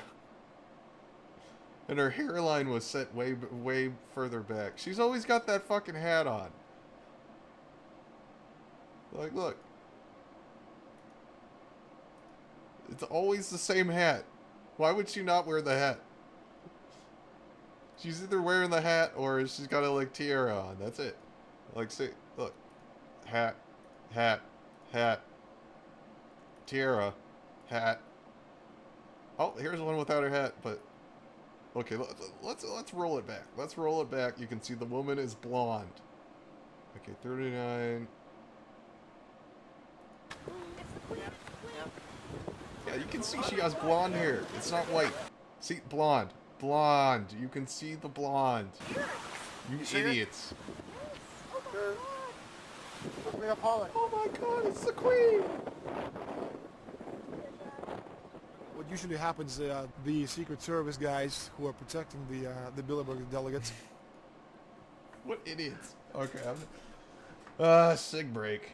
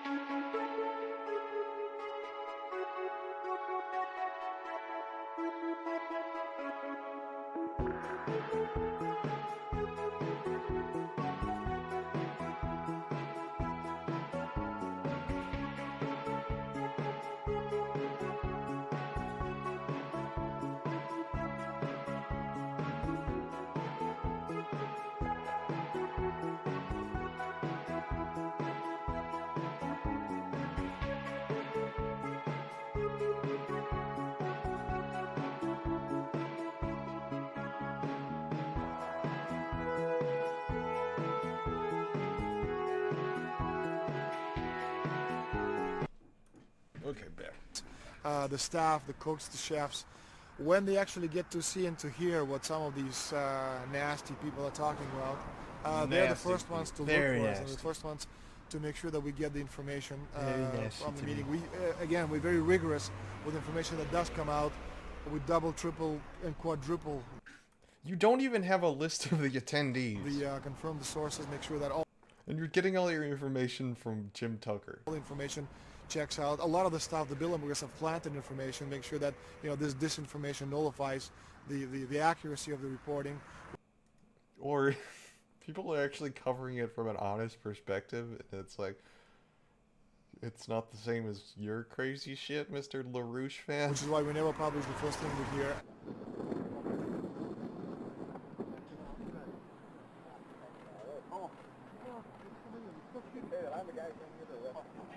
Look, folks, that's James Woods. That's James Woods right there.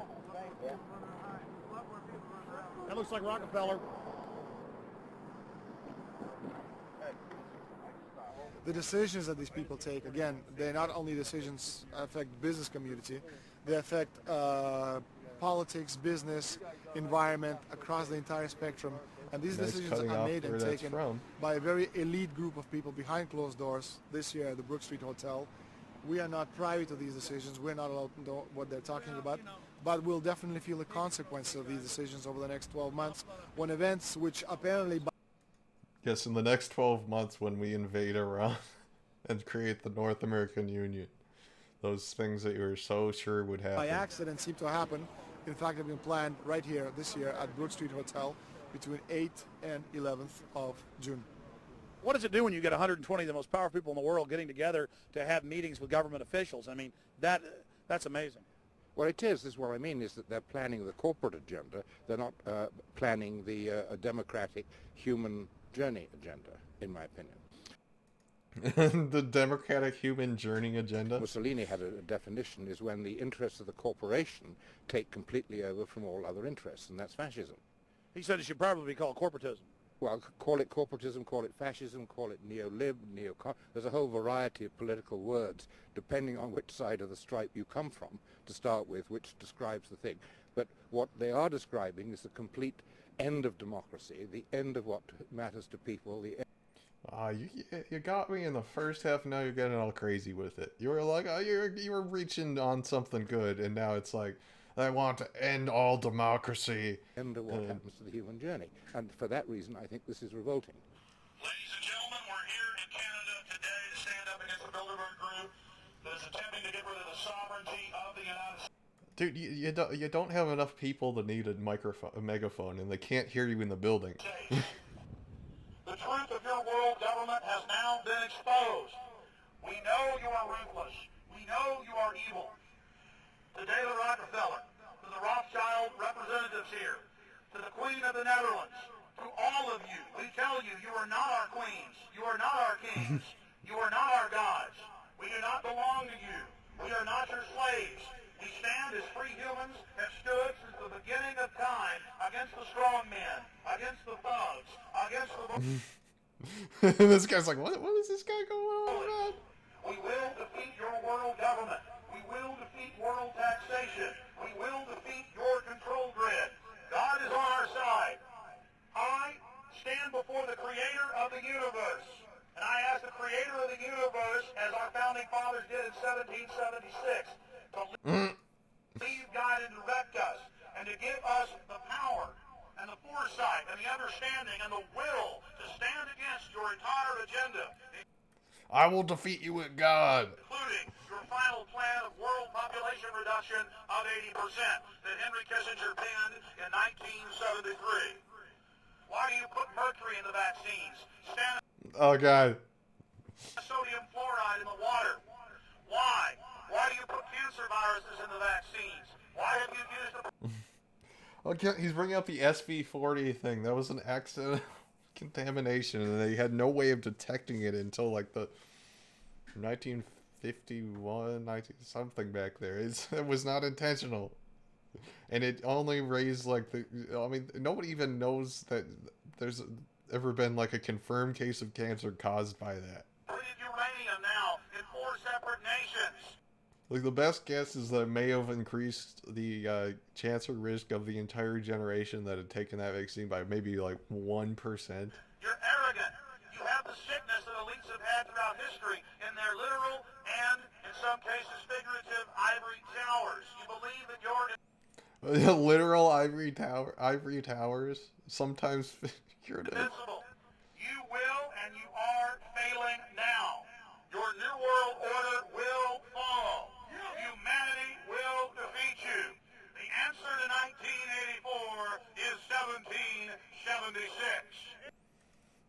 1776. He loves the replay. It's 1776.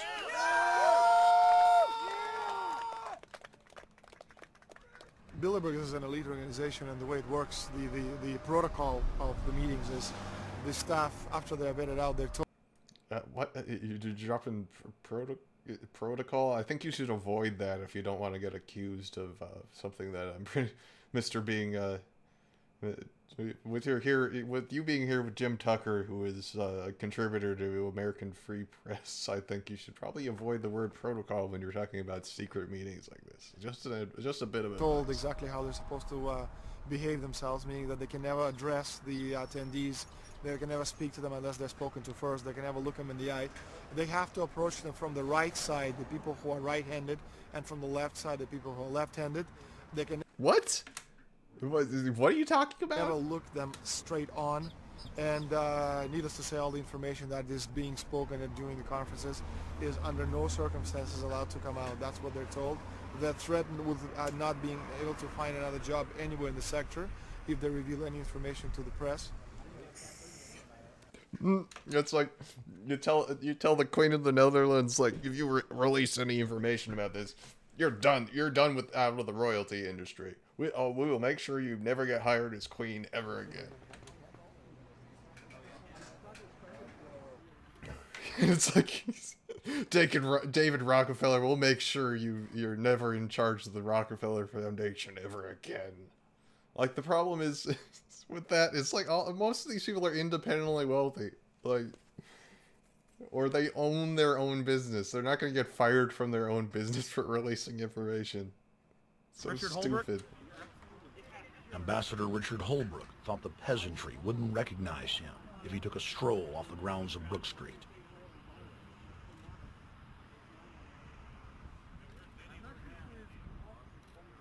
Holbrook cackled when I told him that we were not his slaves.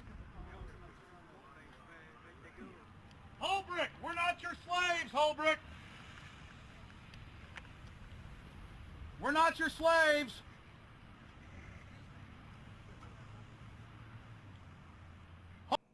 He just looked like he ignored you. He was like gesturing with his hands, talking to the other guy. He's like, he smirked. We don't belong to you. We're not. Yeah, he's smirking at the other guy. He never look fully back at you. Come on. This is so pathetic. You're like, when you zoom out and see what's actually happening, it's just... I bet he was pissed he couldn't get any closer to the building, and they're all just... He's standing with like 10 other people on the sidewalk, yelling at people that he's getting completely ignored by them. They just don't give a shit because they have to deal with these people with megaphones yelling every year. And it's like, yeah, just don't pay attention to them. So anyway, do you hear what they're serving for dinner tonight? Like, I don't know, lobster? Oh, it sounds good. We're free humanity. Now you're replaying the same video of him not smirking at you?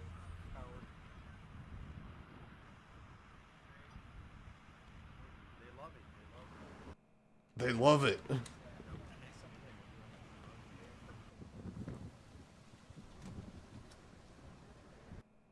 That's not smirking. That's like you got wind blowing in your face and you're talking to somebody, so you're like, Okay, we're going to be going around the back here, guys. Hey guys, how you doing?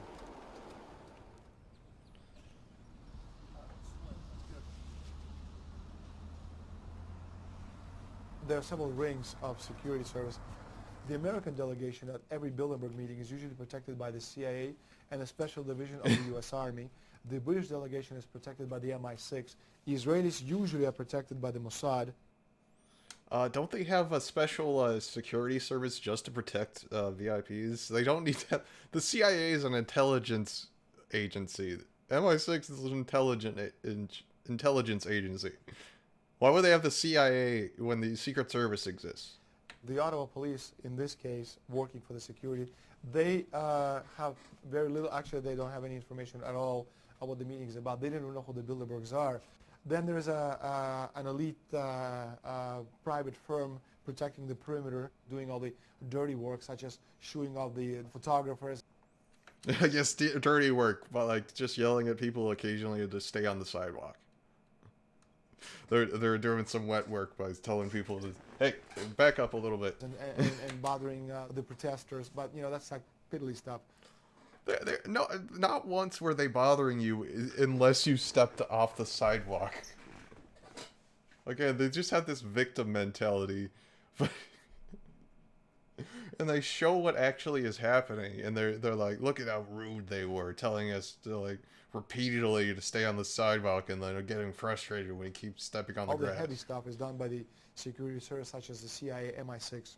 Some years ago, my legs were a little bit stronger than they are now, and I'd crept over a fence. What did you just say? 4640.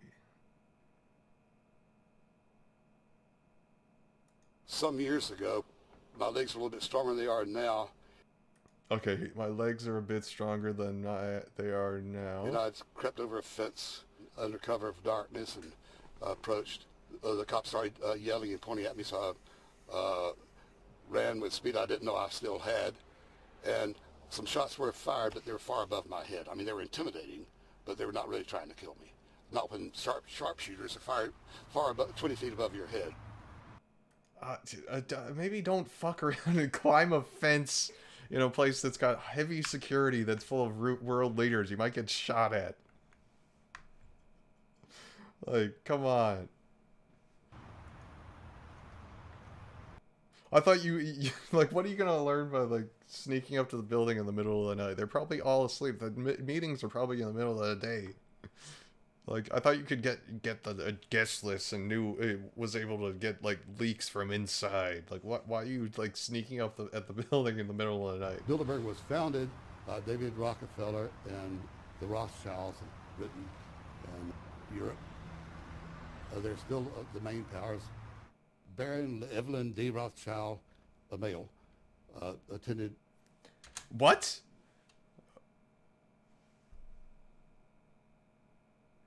Okay, what? 4716. Bilderberg was founded by David Rockefeller and the Rothschilds in Britain and Europe. They're still the main powers. Baron Evelyn D. Rothschild, a male. Let's see. Make sure he's not saying what I think he is. Baron Evelyn the Rothschild. Okay, just a man named Evelyn. I thought he was saying she's actually a man. Attended, but no, many it's him. years. Rothschild is still represented. You'll see them on the list of participants. Somebody representing Rothschild Group. They are the main powers behind Bilderberg. Dutch Royal. Bilderberg. Is part of the Queen's fortune. Of course, the Rockefellers had. Let's look that up. Does the Queen own Shell or a Dutch Royal Shell? I think. Shell. I disabled my air blocker. Haha, I didn't. Okay, fine.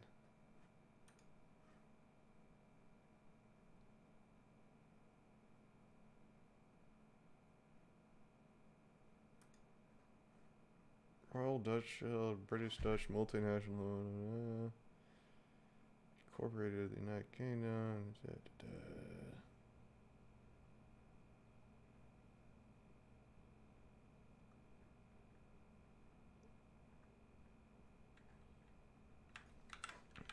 Queen. Don't say anything about the Queen.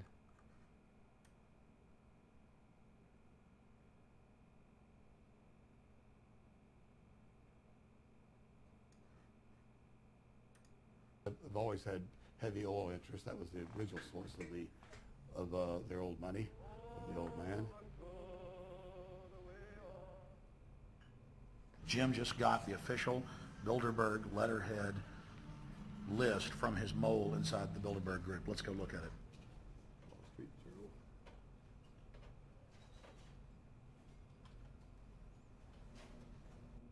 It looks like just something somebody typed up on Microsoft Word.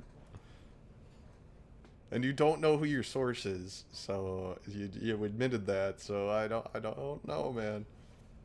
So Jim, you got the list. Yeah.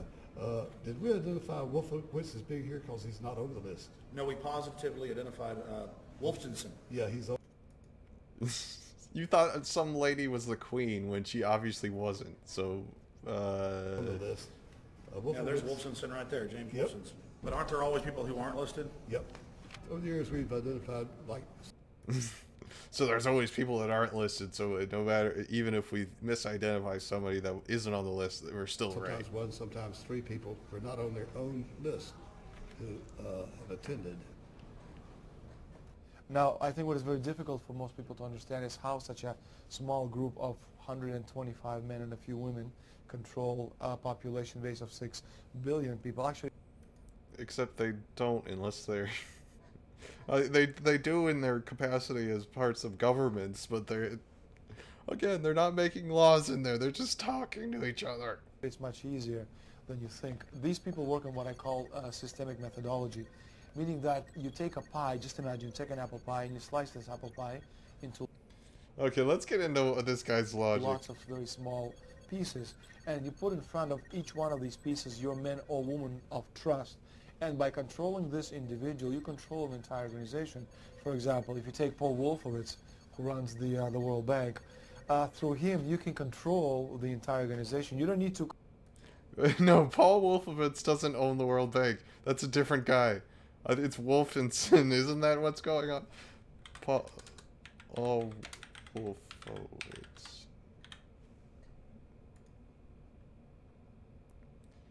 Diplomat. World Bank. Oh, okay. Okay, never mind. Control what the dishwasher or the toilet cleaner thinks or does or believes in. You just need to control what he does and what he believes in, and what he does will permeate the entire organization, and that's how you control with a very, very small power base an entire global population of 6 billion people. I'm not really grasping your logic. I can see kind of where you're coming from, but that doesn't really make a whole lot of sense. Bilderberg is making great progress toward a world government. I know compartmentalization, where you're only They have created a superstate in Europe called the European Union. They're intent on creating a Western Hemisphere Union called the American Union. NAFTA is to be expanded into every country in this hemisphere. Yeah, good luck getting that passed. As NAFTA expands, it will take on the role of the American Union. And only an educated, informed public can stop them in their tracks. Well, there's still no educated and informed public, and this has not happened, and there's no plans of it really ever happening. So I don't think those two really have anything to do with each other. We went into downtown Ottawa and talked to locals to learn if they were aware of the elite meeting in their city. Jones doing a man on the street.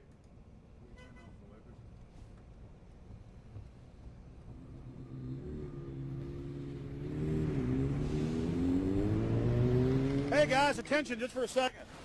I just need to tell you that a group just met here in Canada and they're trying to get rid of your sovereignty, merging you. Of course, he's just like busting out like the Kool-Aid guy, but instead of Kool-Aid, he's full of conspiracy theories. Like everybody just like, what is this guy just yelling out of with nowhere? the U.S. and Mexico. See, it's Yeah, not these funny, people I'm are just serious. walking And your away. news isn't going to tell you about this.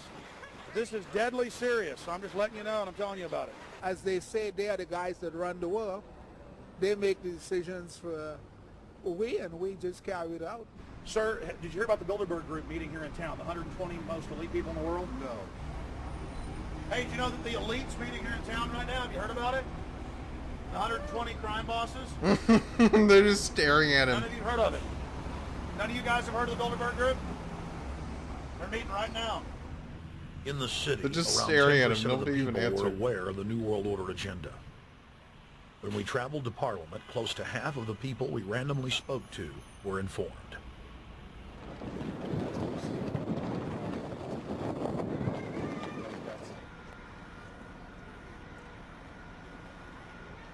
Ma'am, what did you say about the American Union? It's going to end up happening. We don't want it, but it's going to happen. Why do you think? Because the Bilderberg Group runs the world. You have the Trilateral Commission. Was she being sarcastic to him? That's also part of the Bilderberg, which is the United States, Europe, and Asia. But most of this is public knowledge. Nobody wants to believe that there are conspiracies that... Except it's not a thing that's happening. The leaders are already elected before they're voted on. So here we know that Bernard... The leaders are elected before they're even voted on. Lord is part of the outer circle.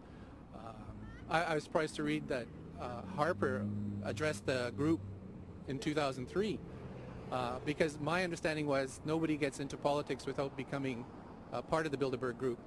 And then you find out afterwards that that is the case, that they have... Well, Bill Clinton went there in 91, George Bush Sr. back in like 85. And Blair, same thing, who we think that we're electing as leaders have already been pre-picked for us.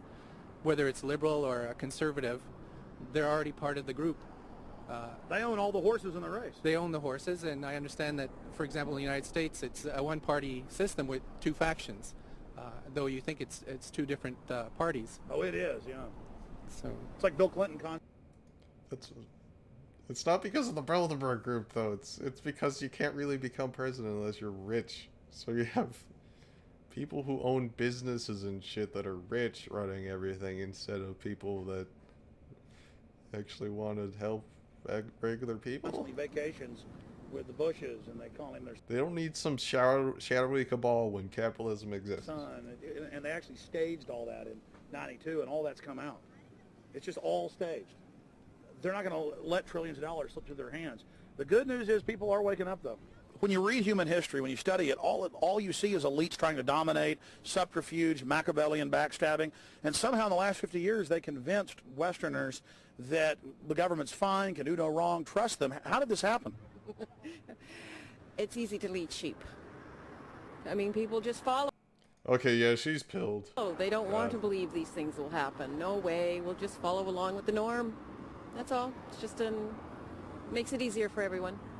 What's your I don't think that's how most people work. I think view on losing Canada's sovereignty? I like this country to stay as it is, and I love United States to be there. I love United States to be there. Back in Austin, the capital of Texas, the public was frighteningly unaware of the nation's peril. Wait, is Austin the capital of Texas? Is it? Actually, Texas capital city. Oh, it is Austin. Alright, I keep thinking, like that would be weird if Jones got the capital city of Texas wrong when he lives there, but just gotta make sure it's Alex Jones. Have you heard about the North American Union? Not really, no. I don't watch TV. No, I haven't. Interesting. I was not aware of that. I don't know exactly what you mean, so. I don't think there's going to be a merger of the three nations. No, I have not. No. No. Is that an adult Boy Scout? Oh, I didn't know this was happening, so. Yes, I have. Oh, you have heard about it? Yes. After that big rally the other day, don't know about it? I don't know about it. No, I have not. Okay. Have you heard of the European Union? I have, yes. Are you aware of the European Union? Oh, yeah, of course. Have you heard about the European Union? Heard about them. Do you know about the European Union? No. This guy's just an idiot then. Europe, 15-member group expanding. A what? 15 nations of Europe merging in 2000. Whatever. Yeah, that guy's just stupid. For over 50 years, the Bilderberg Group constructed the European Union by stealth under the guise of trade deals. Now the elite are using the same secretive Or maybe it's because all of those countries are so close together, it's easier to just have free movement. Program to complete the North American Union. But this time, superstate integration is on the extreme fast track. International agreements like NAFTA, GATT, and APEC were just stepping stones in the formation of the NAU. The North American Union was officially born at Baylor University in Waco, Texas, on March 23, 2005. The leaders of the United States, Mexico, and Canada told the press that they were only meeting to discuss trade. It soon leaked that a secret meeting had been held during the Security and Prosperity Trilateral Summit. The three governments had refused to release the secret agreement to the people. In September of 2006, their treasonous operation was blown wide open. Boring. From September 12th to September 14th in Banff, Canada, hundreds of elected and appointed government leaders from Canada, Mexico, and the United States met in secret. On the last day of the conference, someone inside the secret North American Union Forum leaked the agenda. The front pages of newspapers across Canada carried the story. The Judicial Watch Foundation's Judicial Watch Foundation now? It's just a website owned by... I forgot his name. Submitted Freedom of Information Act request to obtain the full agenda and minutes. What is that? Larry Klayman? Is that who owns Judicial Watch?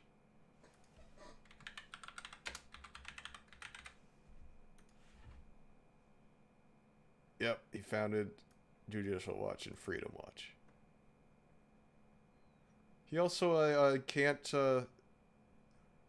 be a lawyer for right now because he's suspended from practicing law. Let's see if I can find it.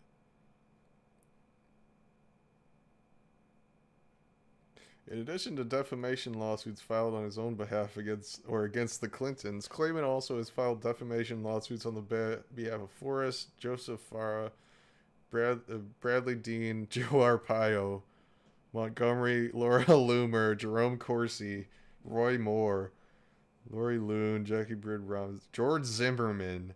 So this guy is just defends scumbags, just so everybody knows. Of the secret assembly. Many federal agencies refused, citing national security. The foundation finally succeeded and did receive thousands of pages of documents. The documents marked unclassified are the blueprints of a shadow government ruling by bureaucratic and executive fiat. That means they're not classified. That's the thing. Why would it lay out? Why would an unclassified document? Well, actually, let me make sure I'm getting that right. Unclassified.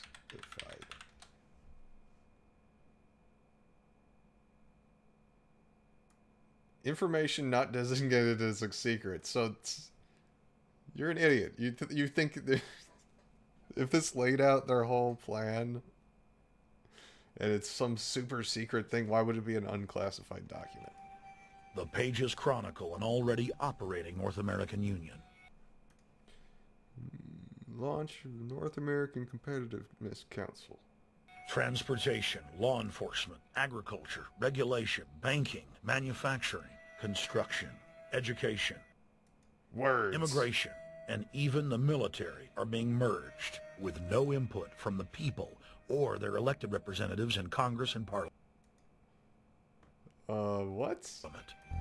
That just sounds like it would be a clusterfuck if you just merged every government agency into one agency. That's why they're separate agencies. The first items on their agenda was to stress how important it was. It'd be like sending cops out to do crop inspections. So you got a pest that we need you to take care of, or else we'll shoot you. That their plan, quote, be carried out by stealth. They could. There's that Joseph Farah guy that Larry Klayman has defended. From WorldNet Daily, safely Controllers also talked about exploiting the public's fears of climate change to push a continent-wide tax to fund the new government. Globalist tool Robert Pastor is incessantly paraded on the world stage. Human Events. TM.com. Leading the conservative movement since 1944.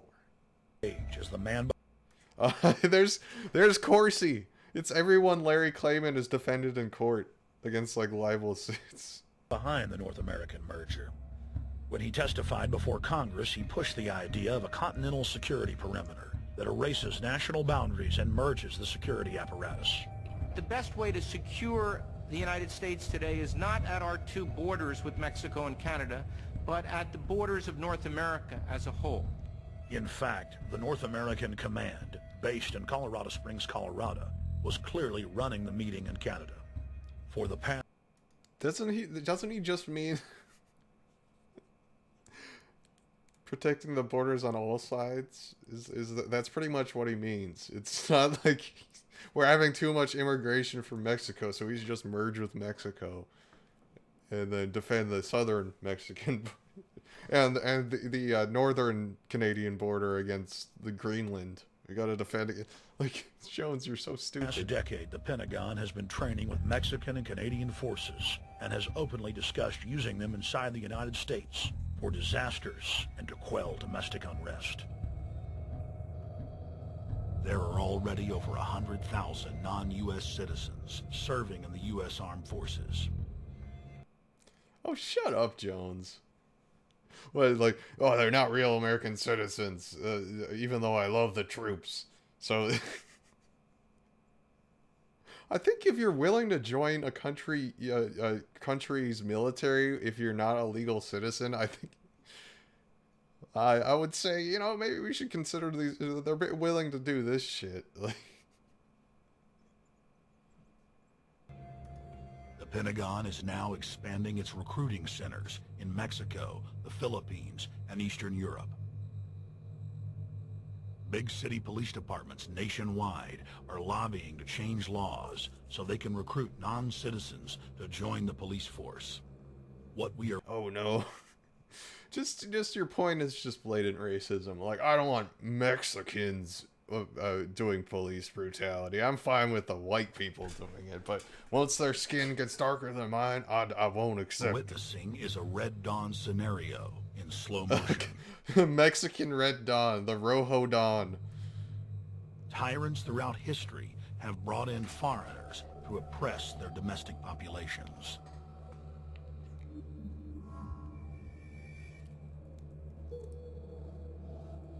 When their coup by stealth was exposed, the three governments went into damage control mode. The Security and Prosperity Partnership quickly staged the show summit that was held in Ottawa, Canada in February of 2007.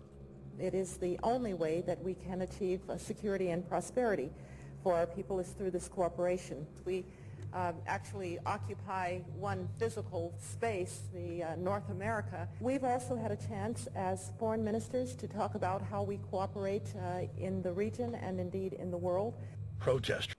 It sounds like she's talking about international cooperation, not merging the countries into one union. Who were upset about losing their countries and freedoms were not tolerated.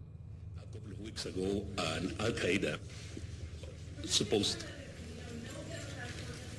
Whatsoever, the Security and Prosperity Partnership has been signed without any sort of parliamentary debate. The SPP is not turning in, making a union. Let's see, SPP.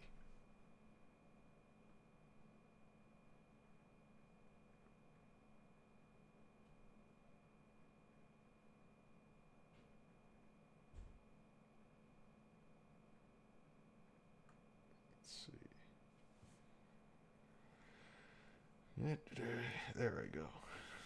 Security and Prosperity Partnership of North America is a region-level dialogue with a stated purpose of providing greater cooperation on security and economic issues. Since August 2009, it is no longer an active initiative of any of the original dialogue partners. It has been largely superseded by the annual North American Leaders Summit, an event was established part of SPP. So it doesn't exist anymore. And it stopped being a thing in 2009. Stated goals of the SPP were cooperation and information sharing, improving productivity, reducing the cost of trade, enhancing the joint stewardship of the environment, facilitating agricultural trade while creating a safer, more reliable food supply, and protecting people from disease.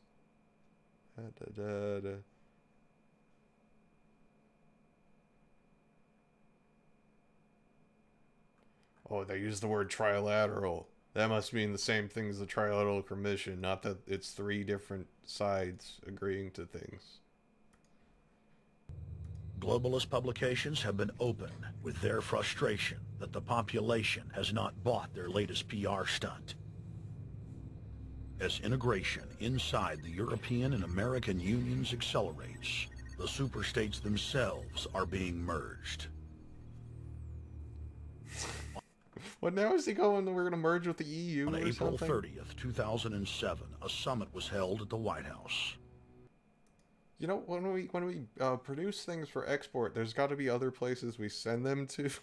Like what? Do you think we're not going to have agreements with people that we trade with? The Security and Prosperity Partnership's secretive approach had alarmed the public. So this time, President Bush, German Chancellor Merkel, and EU Commission President Barroso hid their treachery in plain sight. They're hiding their treachery in plain sight by having speeches about this super secret thing. See, when the globalists going to expose folks, then they just tell everyone everything in their plan, you Chancellor and Josie very much for the transatlantic economic integration plan. And for that too, we need to develop a common market, common standards. So this is indeed a very important agreement, and an agreement that also brings with it a Transatlantic Economic Council to be a permanent body with senior people on both sides of the Atlantic that will look at all those issues in a concrete manner in which way we can make it move forward. BBC reported that the US and EU had agreed on a single market. By announcing a new economic community integration, they were simply repeating what had been done in America and the EU on a larger scale. The accord states that the two blocs Again, these are trade deals. These are not merging the will countries. aggressively push regulatory convergence in more than 35 areas, from financial services, intellectual property. I think it's a little bit easier to enforce these things if they have similar laws. I mean, like, again, they were dealing with problems that are multinational, so, you know, if kind of just streamlines everything. Not that everything they do is good. Obviously not that. But it's like Jones. These are what trade deals include. This is what are you getting your point? Like when are they going to agree to like kill everyone in their country, which is what you're trying to say. Military, education, mergers and acquisitions. They also agreed to jointly push a global carbon tax. We recognize that we have a problem with greenhouse gases. We agree there is a global threat, it's a serious threat. We agree there did they say carbon taxes yet? the need to establish a limit to greenhouse gases. We need to discuss the possible pricing of CO2. Okay, how can we translate this into a market economic compatible scheme? We have agreed to establish a high-level group, a forum.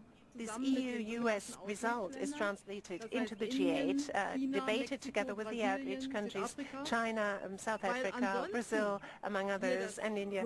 A global solution to a global problem. If Bilderberg succeeds, America falls. Only Jones would take a global solution to a global problem and be like, see, they're going to merge all the countries. It's like, no, I mean, sometimes countries have to work together to solve problems that affect all of them. Victimized countries lose their sovereignty. Bilderberg is not a person. It's not an idea. It's an ideal. A very powerful. It's not a group of people person? working together. You don't say. For the positions of ultimate and absolute power, destroying every constitution on earth. No matter how powerful the constitution of the nation is, that's what these people do. The African Union arose out of the African Economic Community, set up in the early 1980s. The African Union is financed by a consortium of international bodies, governments, and corporations. The African Union Army serves as an enforcement arm for the New World Order's exploitation of Africa. In Asia, APEC and ASEAN have announced plans to form the Asian... Again, they're trade deals. These things happen when neighboring countries realize that they would be able to trade easier if they had the similar laws. Union, consisting of Asian and Pacific nations, having more than 3 billion people within its borders. APEC will become the Asian Pacific Union, and the world is to be divided into 3 great regions. How's that going? For the administrative convenience of the world government in which the UN is to evolve. As the unions form individually, they are simultaneously merged to form the first planetary government. They're trying to destroy every nation on Earth which is trying to promote progress, because these people... What I don't get about these conspiracy theories is, like, all of those countries are powerful at the same time. What do you think? Just because you have a second body on top of it, that it won't... Like, what's the point I'm trying to make here? It's like having like a multinational body isn't going to make all the other governments like twice as strong and harder to resist. It's just another level of bureaucracy. It's not. It's like, what do you think they're going to get even more like authoritarian than they already are, just because there's a new multinational body that handles like trade and shit? Well, basically, they are landowners. They don't need progress because they control the land. If you take the most powerful man in London, the people who belong to the Council and the Committee of 300, who belong to the Bilderbergers, you know, the British royalty, the Guelphs, the black nobility of Venice and Genoa, these people, they're landowners. The notability of Venice is running the world. Ooh. The New World Order is the Old World Order. I mean, it's just the names have changed, the appearances have changed, but the concept hasn't changed. The idea is still to bring the men back, kicking and screaming back to the Middle Ages. What? What is this document? So it's just like human intelligence, like pre-industrial, industrial society, and then if we go post-industrial, we're gonna de-evolve. Is this what this document is saying? Post-industrial age world order. One of the things that is... We're gonna return to monkey? Is that what's gonna happen? The globalists just, like, if we're not industrial and based on nothing but production and growth, we're going to turn back into cavemen. Very folks. shocking to most Americans is the fact that the United Nations Global Biodiversity Assessment, which came out in 1995, clearly shows that in order to protect planet Earth, we have to go back to a feudal system. They actually said that in the document. To craft a modern...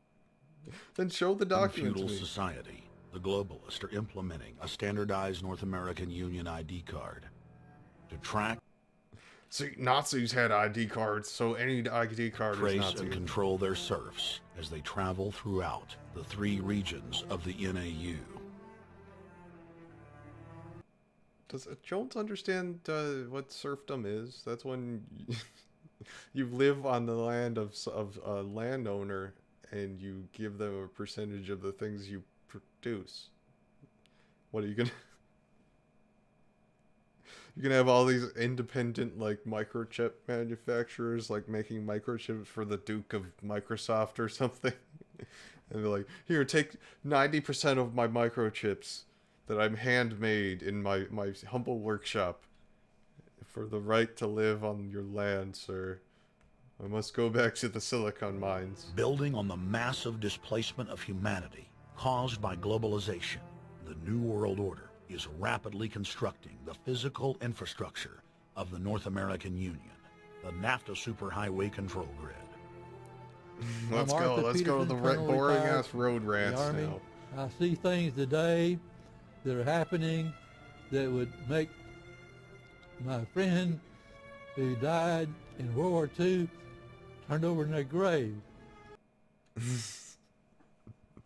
They're gonna build a highway and spend my buddy that died in the Ardennes. He's gonna be rolling around on his grave because I can't stand that highway. To think that people would even consider confiscating land of farmers and ranchers and taking their homes away from them to turn it over to a foreign company in Spain, which was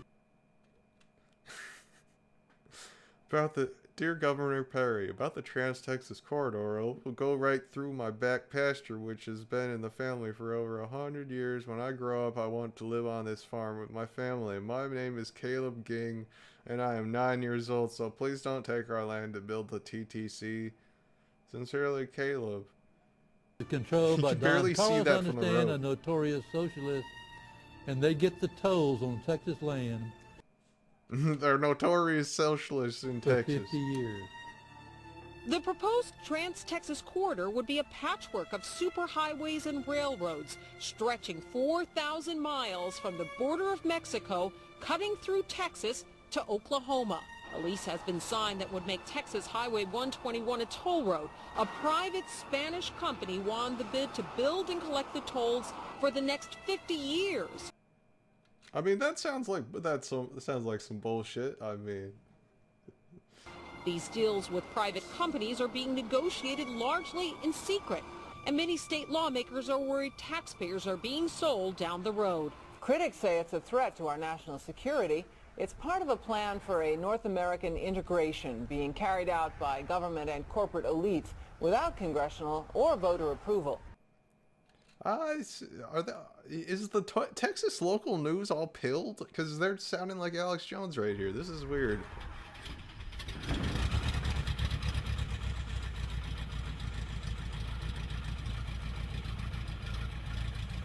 We took to the air over central Texas to get a bird's eye view of the Trans-Texas Corridor, which is under construction and will form the heart of the Trans-NAFTA superhighway system. I don't think they ever built it. It just sounds like they built History a new repeats interchange. itself. Let's see. Trans-Texas Corridor. Trans-Texas Corridor was a proposal for a transportation network in the U.S. state of Texas. Let's see what happened to it.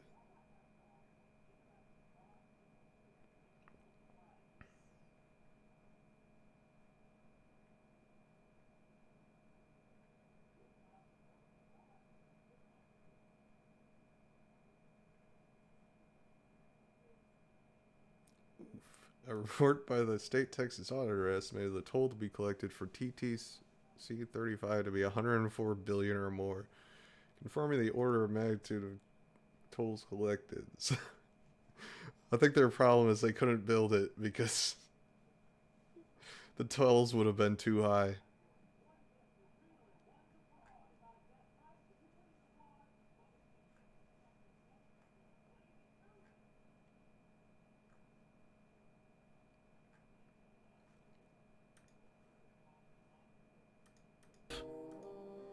"2,000 years ago, all roads led to Rome. That's just a saying. Rome constructed and maintained more than 10,000 miles of roads throughout its empire. The roads were used to project Roman military power, to control commerce, and to bind the nations and peoples they ruled. Rome also demanded tribute. Roman subjects from Albion to Judea were forced to pay a tax to use the roads. The Romans... I mean, like, how roads work? Jones, you don't understand. You have to pay taxes to build roads. That's the whole reason why libertarianism doesn't work. But then use the tax to dominate their subjects. Today's superhighways are a powerful tool in the globalist arsenal. They are instrumental in tearing down national borders. You know, there's other roads except for those superhighways, which obviously didn't get built because the tolls were too high and people were against it. Nation states into larger confederations. Foreign governments and corporations are predatorily seizing infrastructure across North America, but nowhere has their attack been greater than in Texas. Texas is the front line. Over 8,000 miles of existing roads and land are being handed over to government-backed foreign companies. Foreign companies buy the legislators, who then turn over complete control to the same foreigners who finance their campaigns. Government power is then illegally transferred to unelected quasi-governmental regional boards that circumvent local governments and the will of the people. The next stage of this world government plan is to have a transportation control, and that is called the NAFTA superhighway, or in Texas called the Trans-Texas Corridor. It confiscates 584,000 acres of land to be transferred into control of a Spanish company which will collect tolls in Texas for the next. Keep taking our land and someday we will all be hungry. 50 years, and there's no limit in the amount of tolls that can be collected. More than 80 federal and state highways. The thing is, like, if it's a corridor for trade, I think maybe keeping the tolls reasonable would be would you know, benefit them. Have been designated as international arteries. The I-35 NAFTA corridor starts deep inside Mexico and travels through the middle of the United States and ends in central Canada. Wow, road goes through Mexico. Container ships from Asia dump their cargo on the Pacific side of Mexico. It then travels duty-free by rail to the new Kansas City inland port, now considered sovereign soil of Mexico. I highly doubt it. What are you talking about? That's not how that works. You trying to say because a Mexican company owns like the rights to the tolls on the road, anything they built is now Mexican soil? You're an idiot. In the heart of the United States. Under international agreements, predominantly foreign companies are placing tolls on already existing paid-for roads. Federal, state, and corporate documents show that they will. Maybe that's why we should fund infrastructure with our tax dollars instead of privatizing a lot of it, because that's what happens. You end up with toll roads. You end up just not paying taxes for the roads. You end up paying tolls for the amount of time you use it to some private corporation. It doesn't fucking matter if it's a company from Mexico or a company from America. It's just better to pay your taxes and build the roads that way instead of doing toll roads. Use the revenue raised to build up the transportation infrastructure of Mexico, not the United States or Canada. So foreign-made products can pour in even faster from Mexico. I think it's mostly... Do we really have that much of a trade deficit with Mexico? I think it's Revenues raised will also be used to fund the fledgling North American Union and its growing bureaucracy. Bottom line, they're using our own money to enslave us. First of all, they're proposing a North American tribunal, which would be similar to what we have in Chapter 11 of the NAFTA agreement, which is trumped by international law. The U.S. Supreme Court and our Constitution could potentially be rendered invalid, and what we would have is new North American business law that They're literally saying we're getting conquered by Mexico. What the fuck is wrong with these would people? trump what we have here in the United States. What is also interesting to note that the NAFTA... also, by the way, this guy looks super credible. He's not just some old man that hangs out at the VFW all day ranting about John Birch Society propaganda and watching Fox News. No, he sounds like he's an expert. The headquarters is in Mexico and controls the United States trade and rules against the United States Congress, and no one seems to challenge it. Because they're not doing it. It's very probable and probably inevitable that our right to bear arms would be challenged in a North American court. Shut up. So this is just an example of what's happening and what's being proposed. We want to keep our... By who? Please show me evidence. Trial by jury system. We want to keep our right to keep and bear arms. We want a system where we have a Supreme Court gonna pass laws and take our guns. That will be superior to the Supreme Court. In 2005, Centra, a Spanish-owned company, signed a secret agreement with the Texas Department of Transportation. You say Spanish-owned company? To erect toll roads on existing roads and to toll new roads that were completely paid for by tax dollars. There are people, believe it or not, in Texas who don't know what the Trans-Texas Corridor is. TTC 69, which they'll have. Nice. Anyway, we're about halfway through this documentary. I'm gonna be up until like 2 o'clock if I keep finishing it. Let's check Parlor one last time, and maybe I'll be back with some Rising Storm after I eat something. Let's see.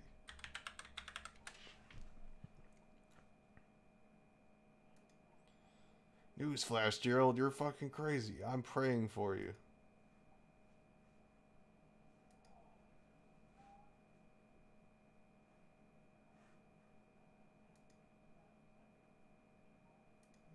Kind of sus to be Dare Hammer.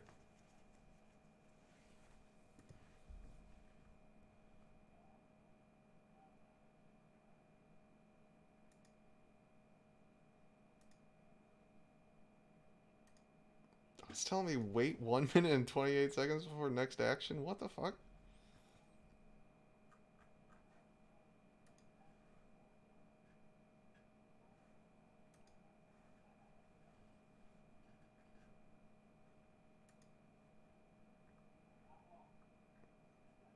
Where's Dare Hammer? I just want a damned hammer.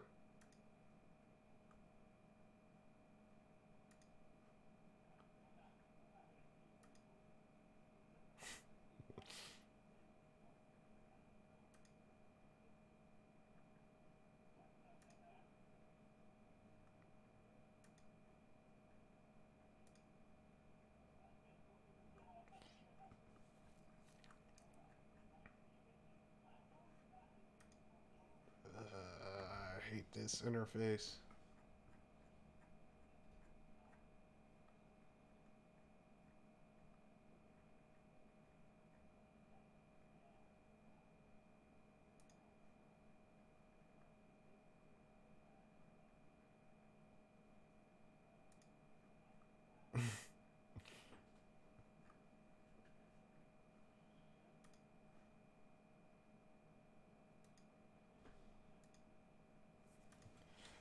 F you, hammer boy.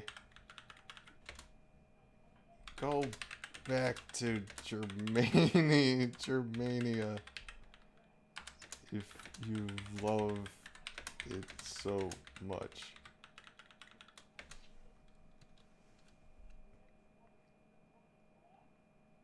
This is America, Mr. Kraut. Fritz, Hitler, man. You lost the war.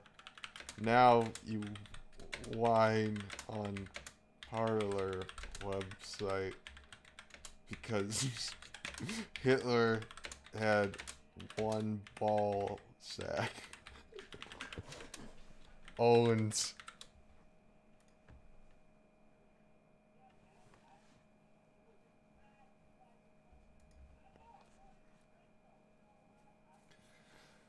Okay. I'll go off now for a little while and then I'll be back.